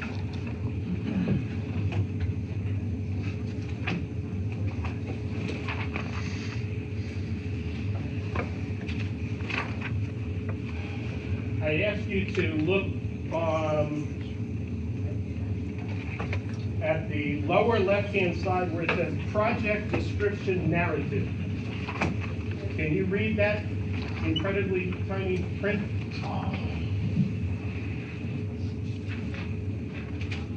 Maybe. I believe that's board exhibit 2. Yeah, full size plans.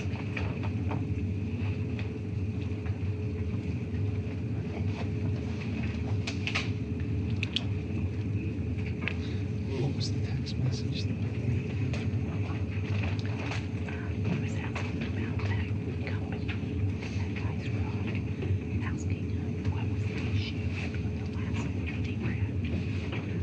Showing you board exhibit 2, which is large drawing.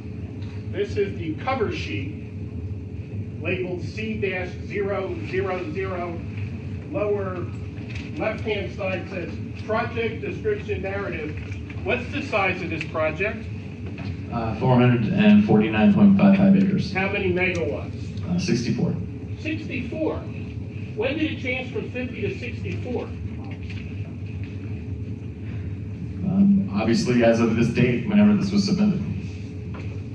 If it was submitted January 4 of 2023, and it said 64, would you have any basis to disagree with that? No, but I'm not developing the project, so. I mean, No, but you're testifying about a 50 megawatt project, when in fact their consultant says it's 64 megawatts. Does that have an impact on things like the decommissioning plan? Did you give any consideration to the decommissioning plan? There's an objection. It's outside the scope of his testimony. He's not testifying. The commission is testifying. His testimony is expert testimony related to property knowledge.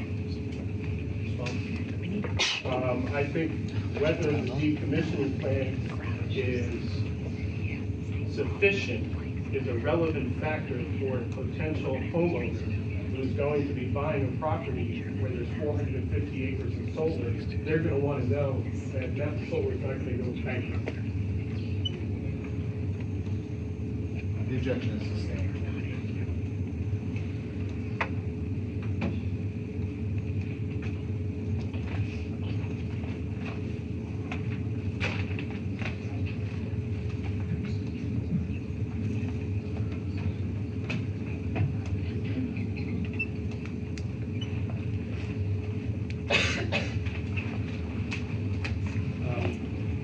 As I said, I would like to reserve the ability to cross-examine at the next hearing after an adequate time to review his report. I have cross-examined Mr. Linus in another case. I'm familiar with Lines. L-A-N-E-S. My apologies, sir. I'm familiar with their work, I'm familiar with what they've done, but I can't sit here and read through 3 exhibits that are at least 2.5 inches to properly cross-examine, because there have been some changes from the Franklin County aspect that are different from his testimony a year ago. So I'd like the ability to go take a look at that and come back at another time. Okay, we are presenting Mr. Lyons right now. He flew in from Chicago, so this is your opportunity to cross-examine. And there is no professional courtesy to give us this report. Hey, here's a report, go read it, try to cross-examine him. Can he be made available by Zoom or some other means from Chicago? That's how he testified in Montour County. No. I would move to strike the testimony and exhibit of this witness on the basis we've not had adequate opportunity to cross-examine. At this point, we're gonna take a 5-minute recess so I can discuss with the board. 10-minute recess. Lines in the back might be a little bit. And then just keep the stress ball in my vision room down the hall. I got like 10 of them. Which way? I think I should stop this and go Yes, through I the did that. post. Stockton County? That was where I was in Lake County. Not need to appear again in person. So the next hearing, and I'll announce it now, will be October 24th in this room. There will also be a hearing on October 26th in this room. Both of those will be at 6:30 p.m. Start time. And we will discuss what, if he will be available on either of those dates. Okay. At this time.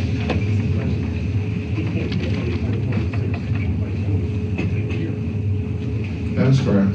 He's not available the 24th or the 26th either. Okay. Well, then that solves that problem.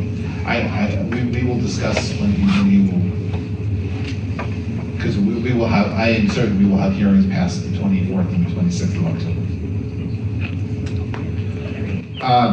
At this point, I want to make sure that I give our unrepresented parties an opportunity if they have questions for this witness. Any questions need to be related to the testimony that has already been elicited. Jessica Lang, do you have any questions? I do. So he had noted 4 studies, correct? No.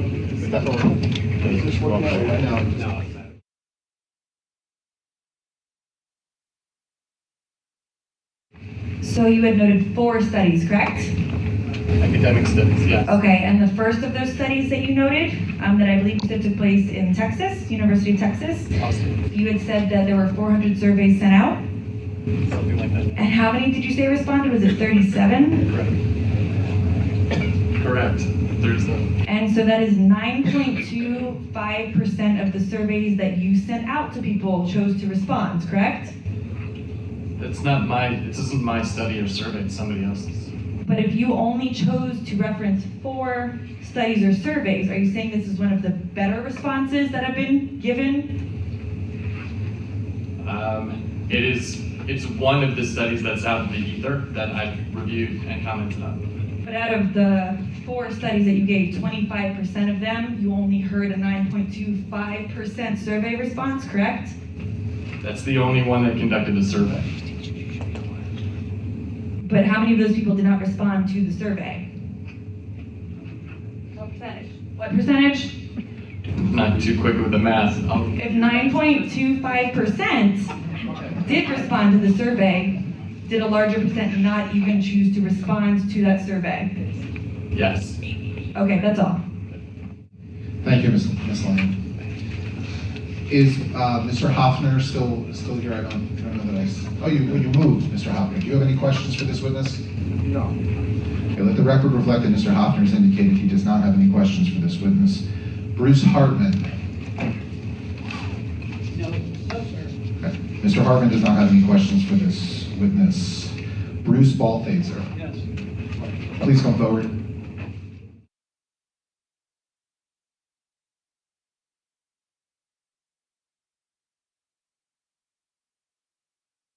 Okay, Mr. Vines, have you ever heard this statement or the phrase location, location, location relative to real estate? It's from a play by David Mamet, but yes. Okay, and how does that relate to real estate? It's where it is. Does the location of the property affect the value? It can.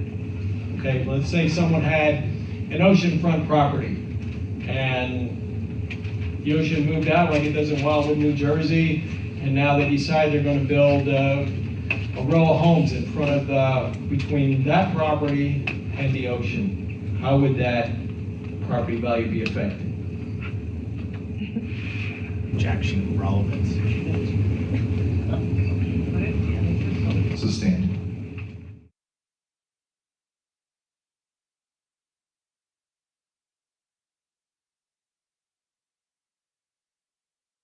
Some of the examples that you gave here, and then we went through them extremely fast, It seemed like there were a lot of buffer areas with trees.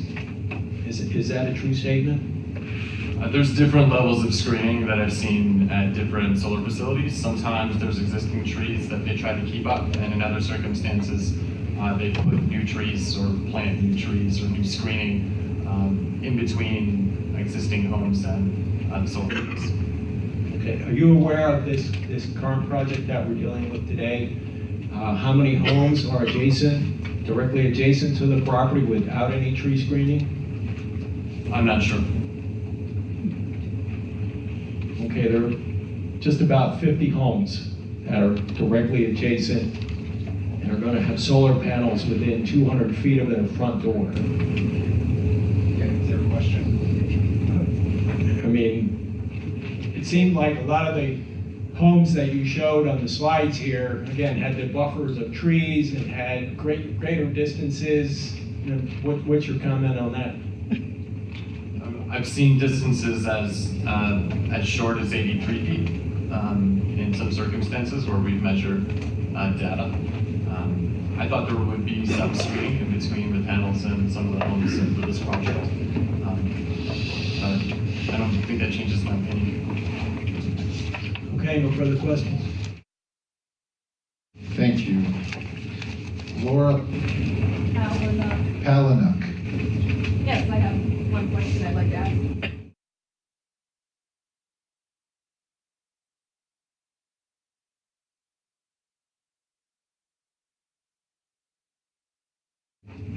All right, since the surveys that you provided, they all focused on house sales in solar proximity, correct? Was there any information on why these properties came onto the market? Was that taken into consideration? An example, why were owners leaving the area? I don't survey owners of the homes, so I wouldn't know.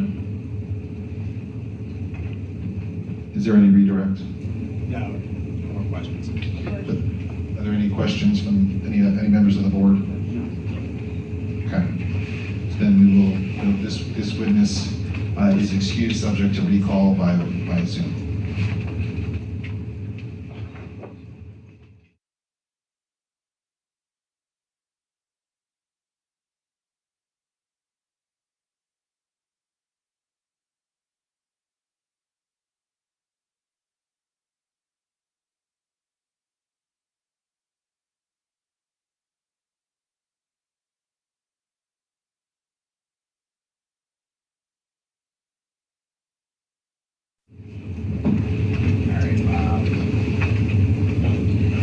Get started then.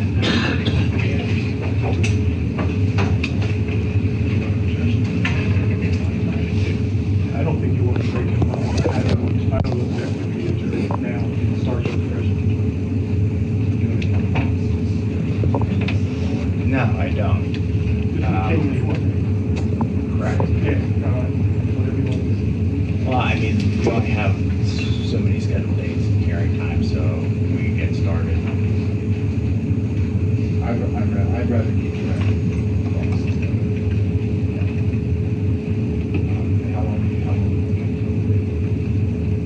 I can't gauge, I mean, we can get done with this in an hour. Yes. I can't, well, we can get it done less than that probably. I can't gauge cross-examination. Oh, I have a one.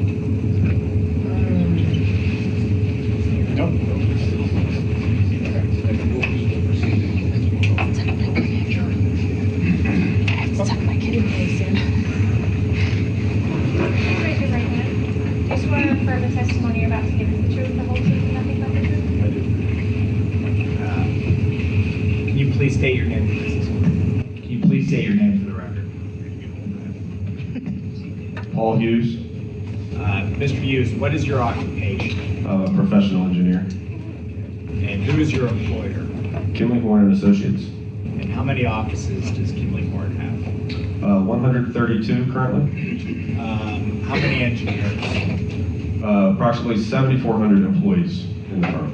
Okay. And is there a variety of specialists included in there? Yes. On a variety of subject matter? Yes. Does Kimley Horn regularly provide services for solar developments? Yes. And how many solar developments? Probably hundreds nationally. I don't have a count there, but we work across the country. Okay, and what office are you based out of? Philadelphia. What position do you hold? Vice President. And what are your duties as Vice President?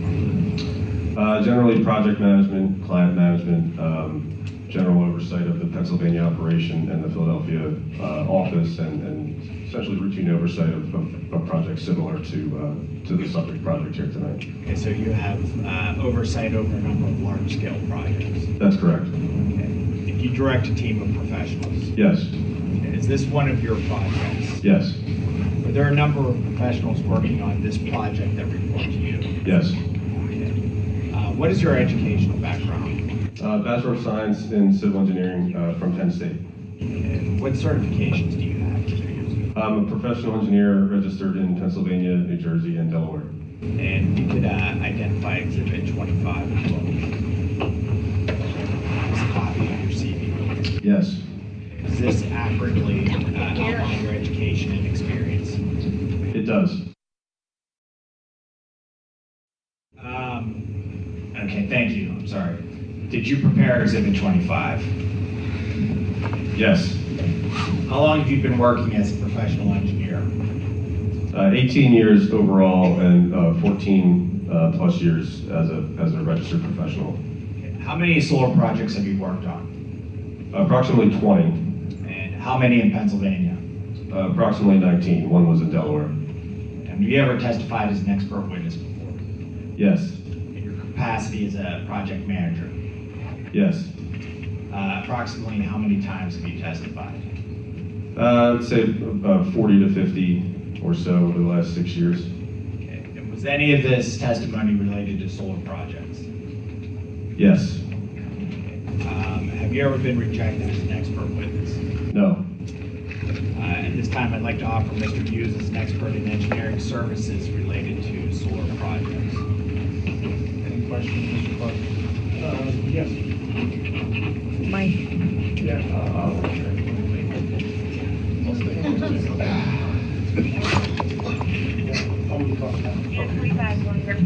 You need me to be on the mic for this to work? That would probably be better. Yeah.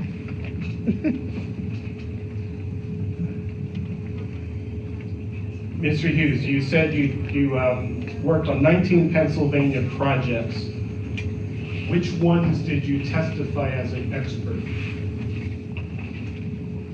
So the majority of the projects were routine planning commission and board hearings that didn't require a swearing in.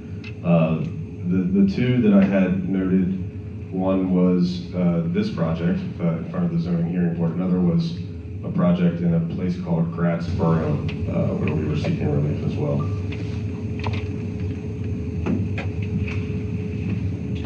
What do you mean seeking relief? Variance? I don't recall the exact relief. I believe it was a zoning hearing board seeking variance.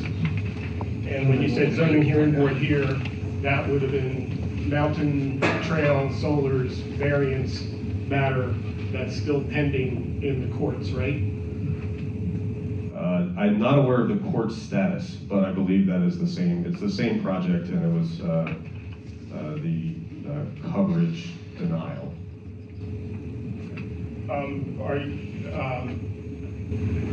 I don't have any objection as an expert in engineering services, but I want to know, is he going to be the fact witness about the documents prepared by Kimley Horn?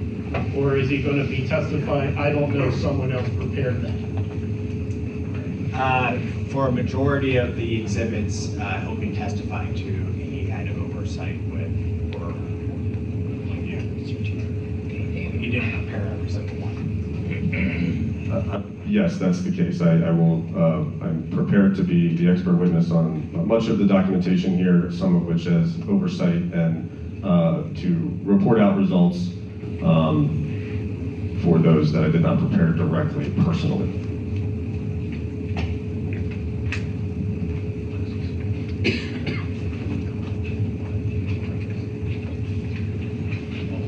for example, did your firm prepare the wetland delineation report? Yes, a wetland scientist that works out of my office in Philadelphia prepared the report, yes. Thank you. The cultural resources analysis, was that prepared by someone at your firm?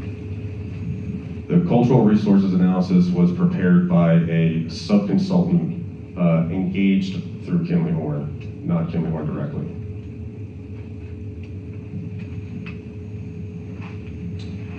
The stormwater management report, did your firm or someone at your direction prepare that? Yes, that was prepared by my staff in Philadelphia. Thank you. Obviously, the conditional use plans, your firm, with your firm's name on it, has been prepared. Yes, that's correct. We have no objections.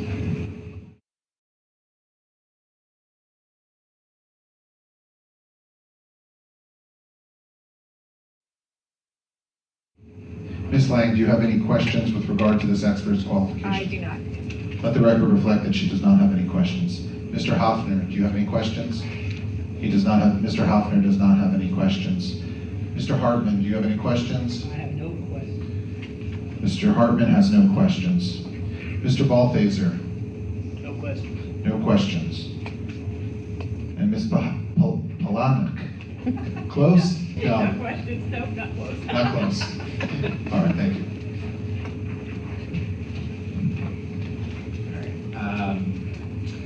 Are you familiar with the Mountain Trail Solar Project? Yes. Have you physically visited the site before this evening? Yes. Yes. Have you reviewed all the exhibits that we were just going through, 1 through 32? Generally, yes. Generally, can you describe what the proposed solar facility consists of? Sure. The solar facility, as depicted on the plans on the screen, generally consists of solar panel arrays, inverters, substations, other associated electrical infrastructure, transmission lines, and access roads to gain access to the equipment within the facility. Mr. Gallagher, what exhibit is this? This is Exhibit 5. Thank you. Okay. Did your firms prepare? I'm sorry. This is Exhibit 4 on screen. Did your firm prepare the plans that were submitted with this application in January? Yes. And those are the plans that are included as Exhibit 5. 5. That's the original site plan. My technical guys just left. That is Exhibit 4. He's testifying for Exhibit 5. So yes, 5, to be clear, is the previous version of the overall site plan, not the one depicted on the screen. The Exhibit 5 is the previous submission from January. Okay. In preparing the plans, did you review the Windsor Township zoning ordinance? Yes. What district is the subject property located in? A, agricultural. Was the project designed to comply with the zoning ordinance requirements? Yes. Including the A district regulations in section 403? Yes. And the regulations for commercial solar energy systems in section 615? Yes. With regard to the original conditional use plans that were submitted in January, which is Exhibit 5, the Gasperi and Frederick parcels were defined as the subject property in terms of determining compliance with the zoning ordinance regulations. Yes. Including maximum lot coverage. Yes. At the time you were, at that time, were you contemplating that the stormwater panels would be treated as impervious? No.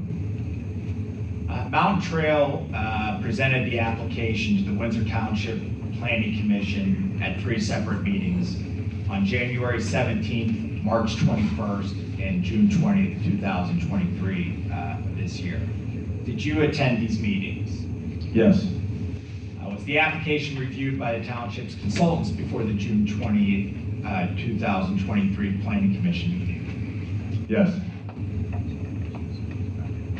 And if you could, and exhibits 14 to 15, if you could review those, or those are the township engineers' comment letters. Yes, I believe you just received another one yesterday, right? that's correct. That is, we don't have an exhibit for that. That is marked as board exhibit. No, it has been marked. We have not marked this exhibit. I believe it's 6.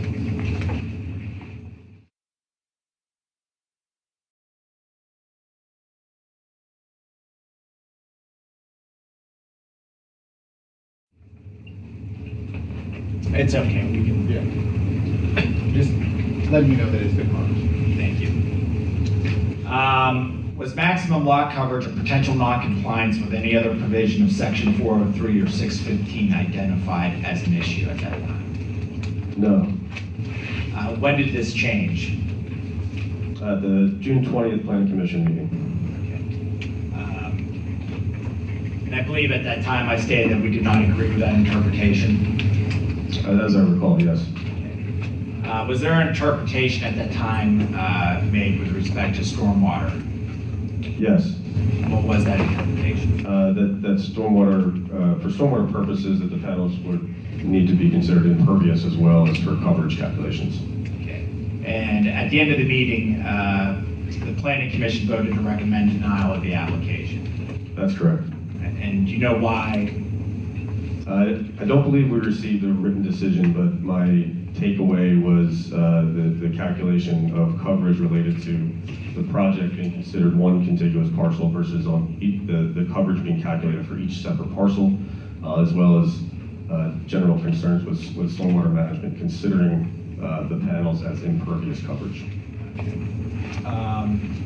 What did Mountain Trail do to address this recommendation? Mountain Trail directed me to go back and do a new site layout that limited the coverage to the allowable building coverage of 20% on each of the lots independently, and to do a preliminary stormwater analysis considering the panels as impervious coverage.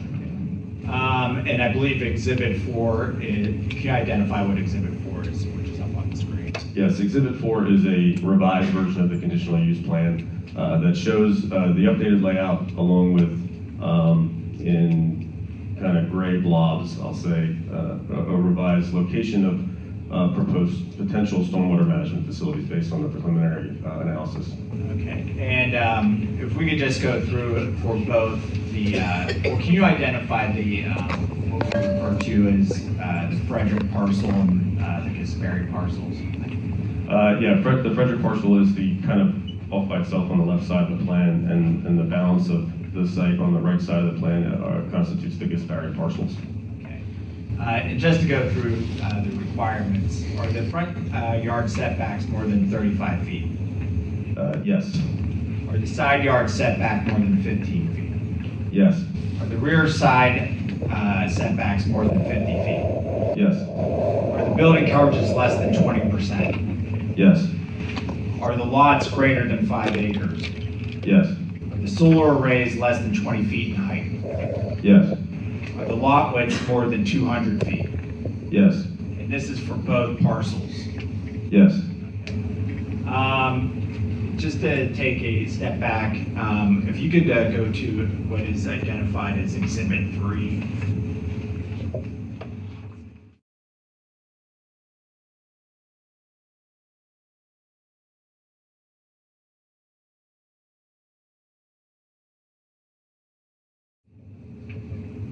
You heard earlier Mr. Lyons' testimony, correct? Yes. And a note made with respect to the how many megawatts this is. Yes. What is the megawatts for this solar facility? So just to clear up the testimony regarding the 50 megawatts versus the 64 megawatts. The 64 megawatts listed on the plan was the current DC output.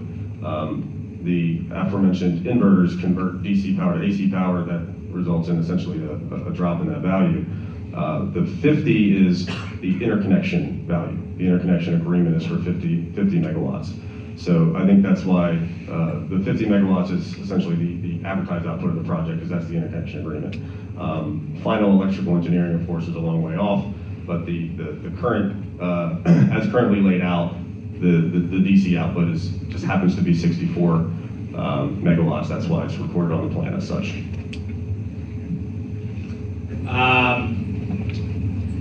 So just to go back to the prior line of questioning, both the Gasperi project parcels comply with the provisions set forth in section 403. Yes. And did the setbacks greatly exceed the minimum requirements? Yes. All right. Is Mountain Trail proposing any buffer yards?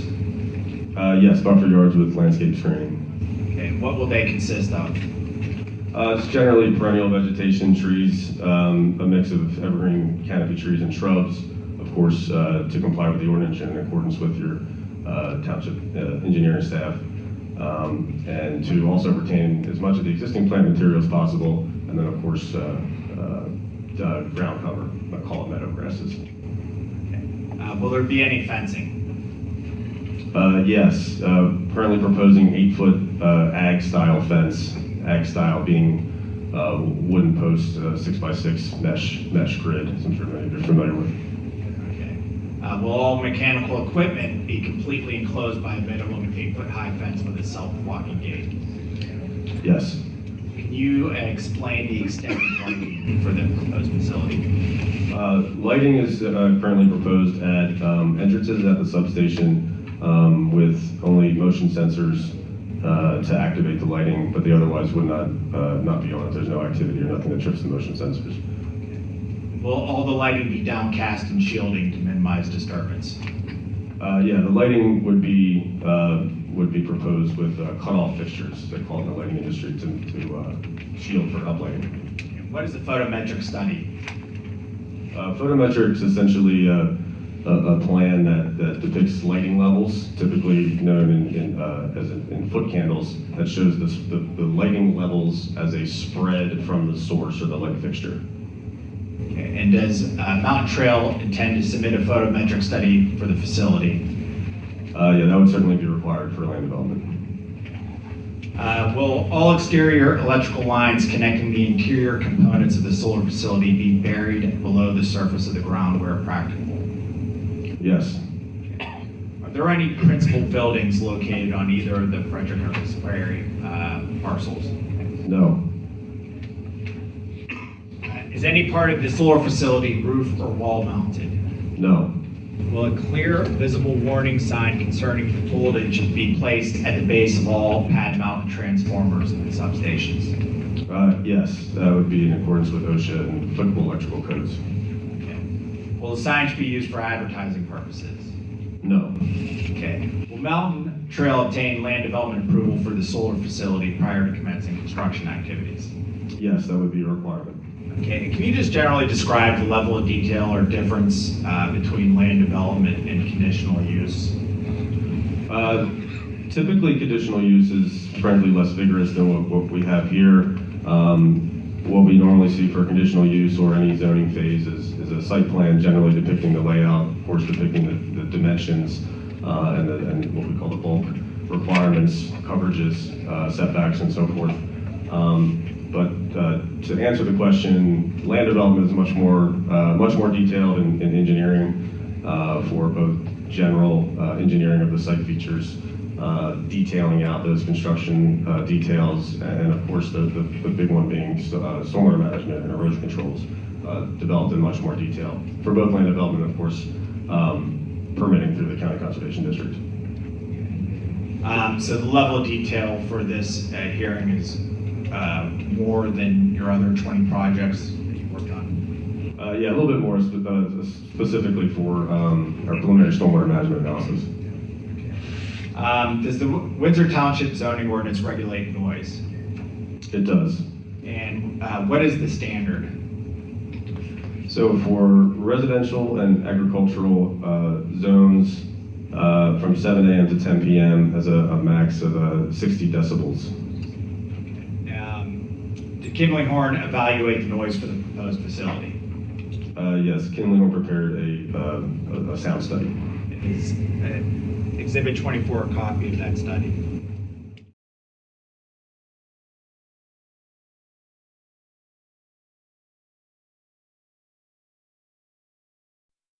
Yes.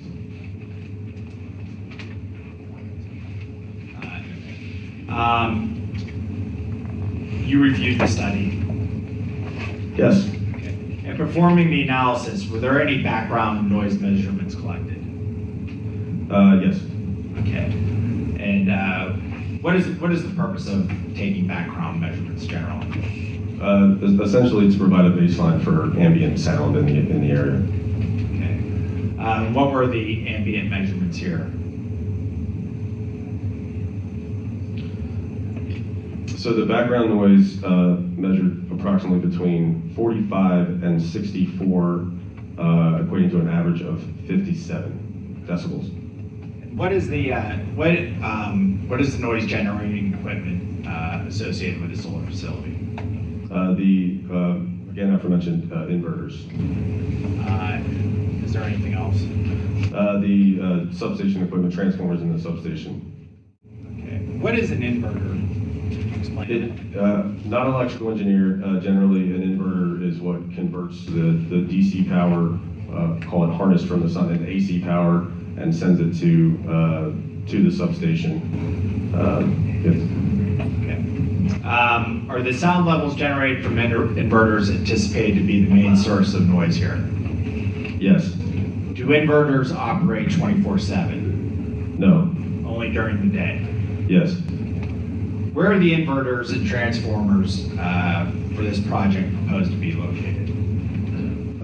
You can turn to exhibit, or I guess page 8 of the memorandum. The inverters are generally oriented to be as sort of central or internal to the site as possible, as you'll see in a minute. And specifically where the project would be closer to residential. So for instance, note the Frederick property, it's basically strung down the middle from upper left to lower right. And the northern part of the Gasberry property where there's more local residences, they're clustered in the center, kind of only on the southern portion or southeastern portion of the Gasberry property where there was direct adjacent impacts where you'll see some of those inverters and the two more square elements to the far right are the proposed substation pads. What was the sound model that was used? It's a program called Sound Plan. Is this a commonly accepted method of determining potential sound?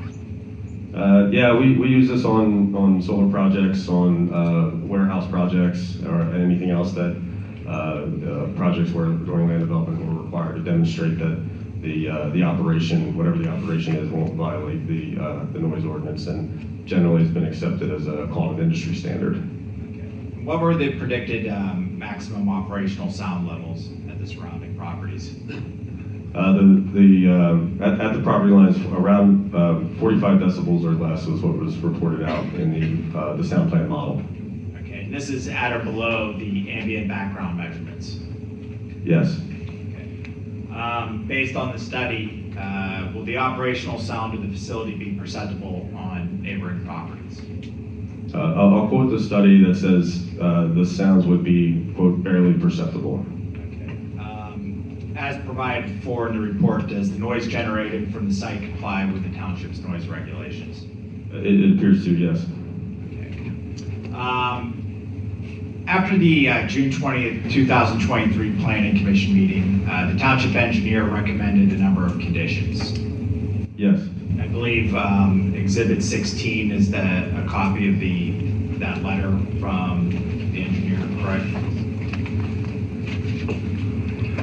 Yes. Okay. And did Kimley Horn prepare a response to that letter? Yes. And is that Exhibit 18? Yes.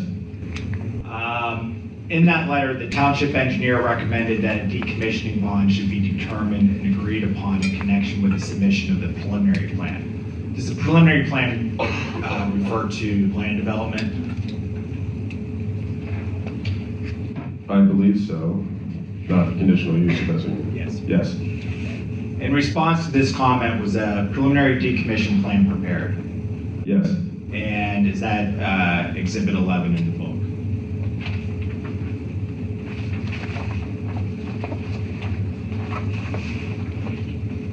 Yes. Just generally, can you explain, well, what is the useful life of the project? 40 years is what was done in the plan. I know I heard reference to 50. I believe that's a leasable extension, if you will. But the lifespan for the preliminary decom was 40 years. Can you just explain for the board what decommissioning entails? Generally, decommissioning is taking all the equipment and improvements off of the site and restoring the site to the previous condition to the greatest extent possible, based on documentation of the previous condition, and then of course the decommissioning bond is the financial security to secure that activity of decommissioning the project at the end of its useful life. Upon removal, will the site be cleaned, restored, and revegetated to blend with the existing surrounding vegetation? Yes, that is generally what would be required by the plan. And before construction can begin on the project, financial security must be posted by Mountain Trail for the commissioning of the site. That's correct, and the financial security would be based on the final design, which of course is a long way off, and it would be subject to review and approval by township staff and presumably the township engineer to agree upon the value before that bond is posted. Okay. Are there other factors that must be taken into account with respect to the design of the solar facility besides local regulations? Yes. What are some of the other due diligence studies or tasks that are undertaken? Just a few wetlands mentioned earlier, wetlands and watercourses, other environmental features are delineated. We do what's called a PINDI search, the Pennsylvania Natural Diversity Inventory. We'll talk more about that later, and then most notably is the stormwater management analysis.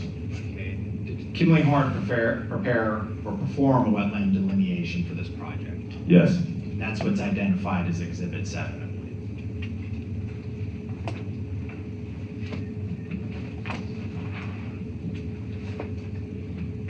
Yes, that's correct. Were there any wetlands identified on the subject property? Yes. Does the Windsor Township zoning ordinance address wetlands?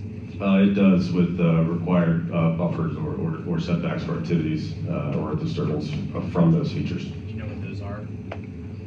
It's riparian buffers of 25 feet and 35 feet for wetlands and riparian waters, respectively, per the zoning ordinance. Does the project comply with these prohibitions? Yes, we established those setbacks around the delineated features and use those as what we call constraints for the array layout. Okay. Was the project designed to avoid on-site aquatic resources? Yes. You had mentioned PINDI. What does PINDI stand for? The Pennsylvania National Diversity Inventory. It's essentially a database for developments are required to enter in the project area and some other parameters, and it gives you a readout of potential impacts for threatened and endangered species, both plant life and animals. Okay. And who administers this program? It's required for PADEP permitting. Some permits, yeah. What are the agencies involved in the search? The Pennsylvania Game Commission, Fish and Boat, DCNR, and U.S. Fish and Wildlife. Okay. And what happens generally if there's a potential impact that's identified by one of the agencies? When you get the report, it'll say whether further review is required or no further review is required. And then if further review is required, then generally a more detailed site plan, a project narrative, maybe some other relevant information would be transmitted to the agency that is suggesting that more reviews required, and then a review would be done by someone from that agency, providing either further comment, which is usually either clearing the project of impacts or providing for or asking for potentially further study. Okay. And were PINDI searches conducted for this project? Yes. I believe those are exhibits 19 and 20.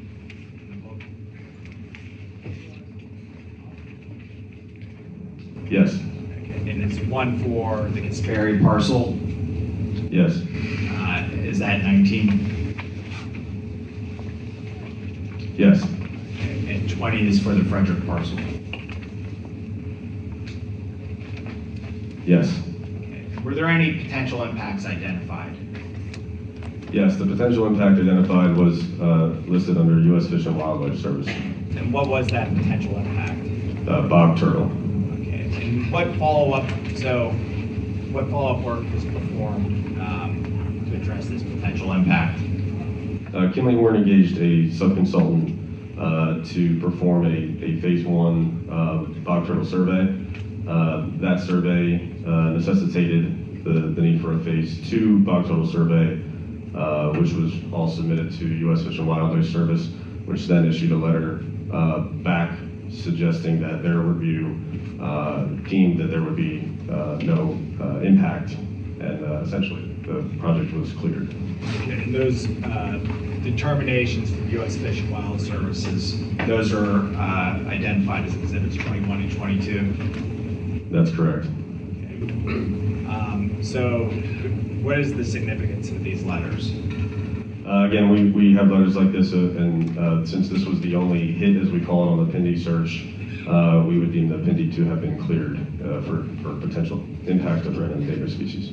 So the agencies who reviewed PA Game, Fish and Boat, DCNR, and U.S. Fish and Wild, USFSW, I'm sorry, acronyms mixed up, U.S. Fish and Wild Service, there are no potential impacts to a species or resource in the project area. That's correct. Does Windsor Township regulate stormwater? It certainly does. And you've reviewed their ordinance? Yes.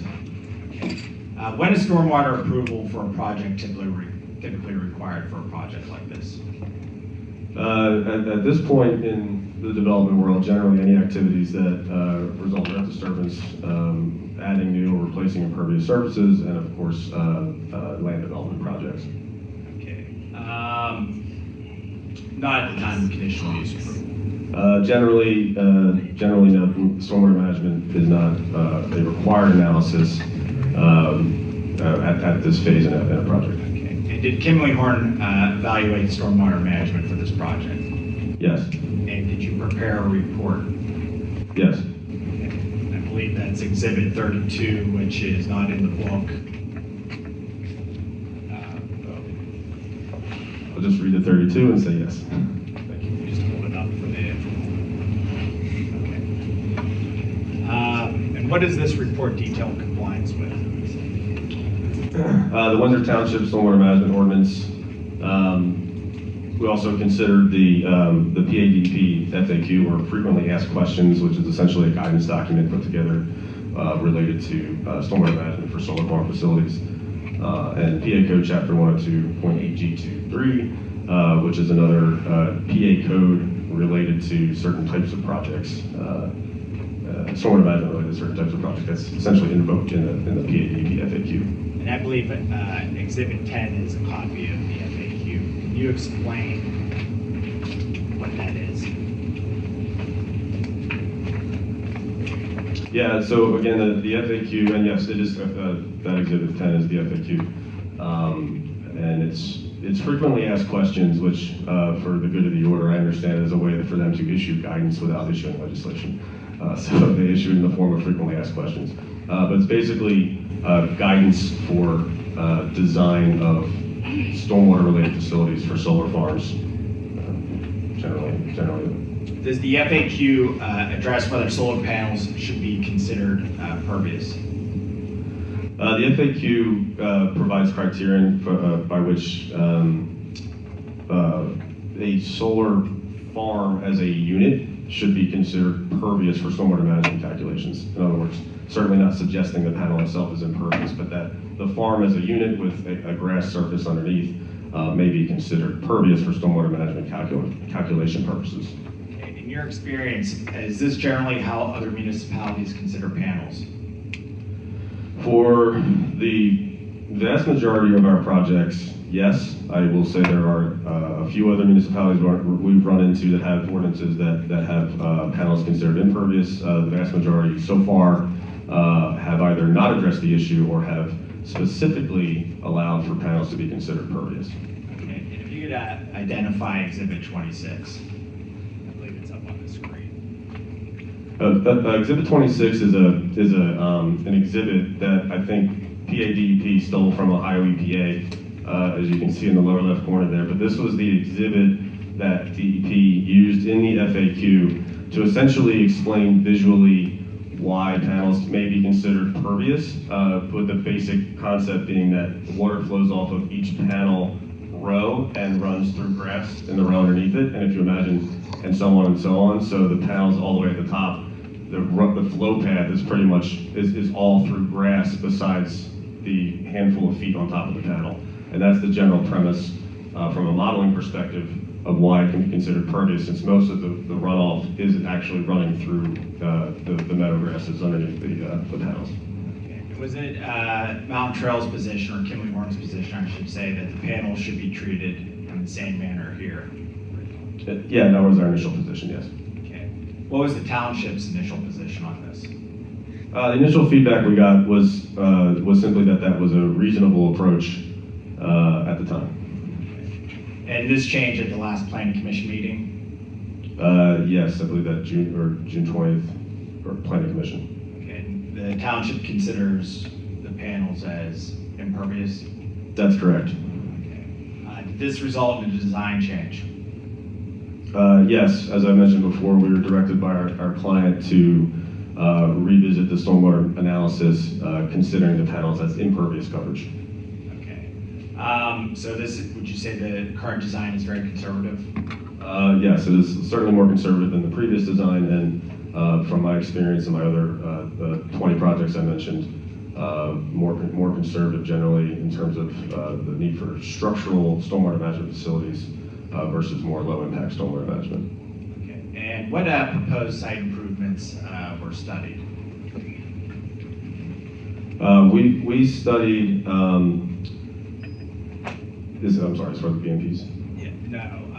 What was evaluated with proposed site improvements?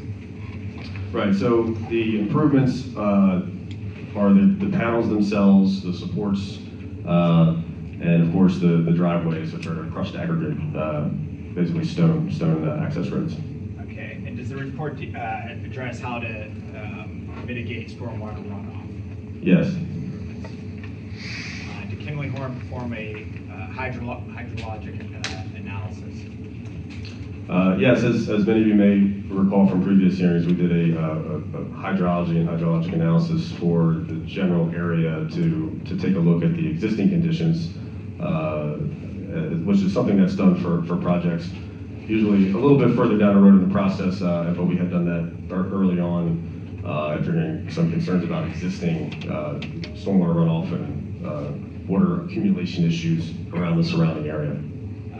Can you explain the pre-development conditions? Yeah, the pre-development conditions on the site based on our analysis, we have basically 14 discharge points. So essentially 14 points where the natural topography directs water to leave the site. So we use those discharge points as a basis for where we would consider collection and treatment of runoff in a post-construction condition. Okay, and can you explain, you mentioned BMPs, what's a BMP? A BMP is a fancy acronym for Best Management Practice, which is basically the term that was coined for stormwater management facilities by PADEP. Okay, and should go back to Exhibit 5 to explain what the BMPs are proposed here. So for the preliminary analysis, we use what's called managed release concept, dry extended release basins. So basically, they're detention basins with a fancy release technique that allows for basically not assuming that infiltration would be viable, which is a general assumption that we think is safe at this point, and that creates for a more conservative design and slows the rates down a little bit further. There's a whole document on that if you're interested. But that's generally what each of these facilities is modeled to represent a managed release concept, dry extended release basin. Is there any portion of the solar facility to be placed within an existing stormwater conveyance system? No. Will the proposed solar facility alter or impede stormwater runoff from collecting in a constructed stormwater conveyance system? No. What were the results of your stormwater analysis? The stormwater results were that we can meet the three criteria that are required to be met are rate, volume, and water quality. So runoff rate, physical quantity of water, and there's certainly parameters for water quality, reduction of pollutants and suspended solids and those kind of things. So we were able to meet all those requirements based on the township ordinance and the PADP requirements that are governed under the what's called the MPDS permitting process of the County Conservation District. Solicitor, I just want to raise an objection.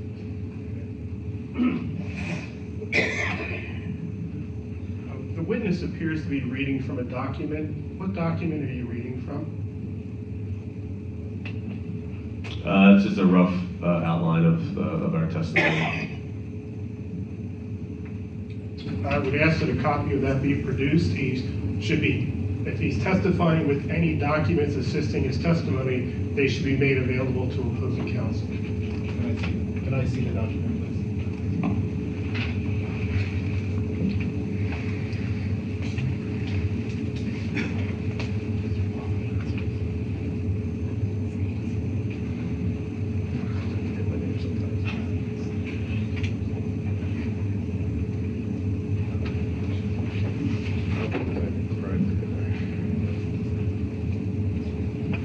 Do you have a response? Are all those questions accurate, or are they your own answers?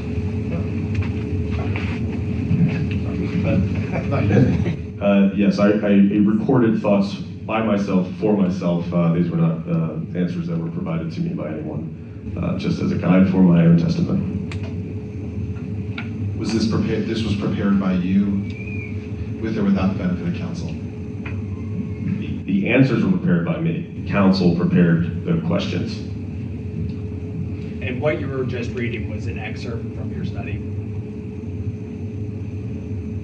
To be honest, I actually wasn't reading that last part, but generally from the study.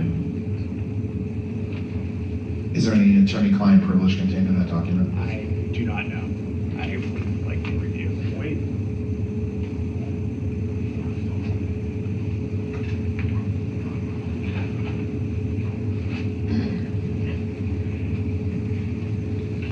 I'm going to need a minute to review the document. Well, we were just about to finish, so. I can see my I don't have a problem continuing with this, but I want to copy it. I'm so sorry. All right, we're going to continue the testimony, and we'll take that under advisement. He has notes. Or your notes.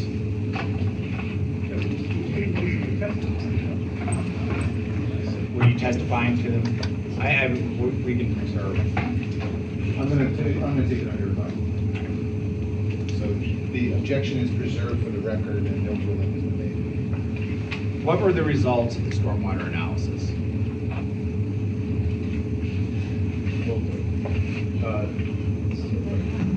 Are we on? The results of the stormwater analysis was that it appears that the design that we conceptualized was able to handle or meet the requirements for peak rate of runoff, volume reduction, and water quality in accordance with the stormwater management ordinance of the township and PADP requirements. In your professional opinion as a registered professional engineer, have you come to any conclusion as to whether the project complies with the township zoning ordinance and stormwater management ordinance? As currently presented, it appears to, yes. Have your opinions been offered with a reasonable degree of professional certainty? Yes. I have no further questions. Thank you.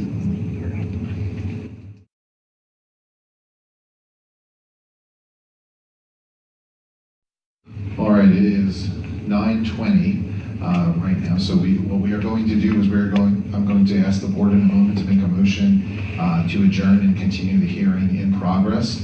Our next hearing is October 24th at 6:30 in this room at the Hamburg Area Middle School. This is the large group instruction room. And we will be convening again at 6:30. Mr. Chairman, I would ask that you entertain a motion to adjourn this evening's hearing and continue this hearing in progress to October 24th. We have a court makes the motion to direct that the witness should not communicate with counsel prior to cross-examination. That would be impossible just because of coordination. Well,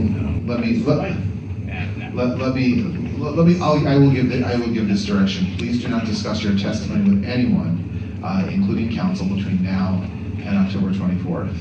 You may communicate with counsel concerning other matters that are not related to your testimony. Just as a matter of housekeeping, as I mentioned, we have other witnesses who are, Mr. Hughes is located here so he can testify at any time. We are trying to schedule other expert witnesses to come in from out of the state on the 24th. So we would ask to proceed with their testimony for those dates that we have. He would be available anytime if we didn't come with those witnesses after. But I would ask for that courtesy to proceed with those witnesses first. We will be proceeding with Mr. Hughes at the next proceeding because we are in the middle of his examination, and I'm not going to split up the direct and cross any further than is necessary.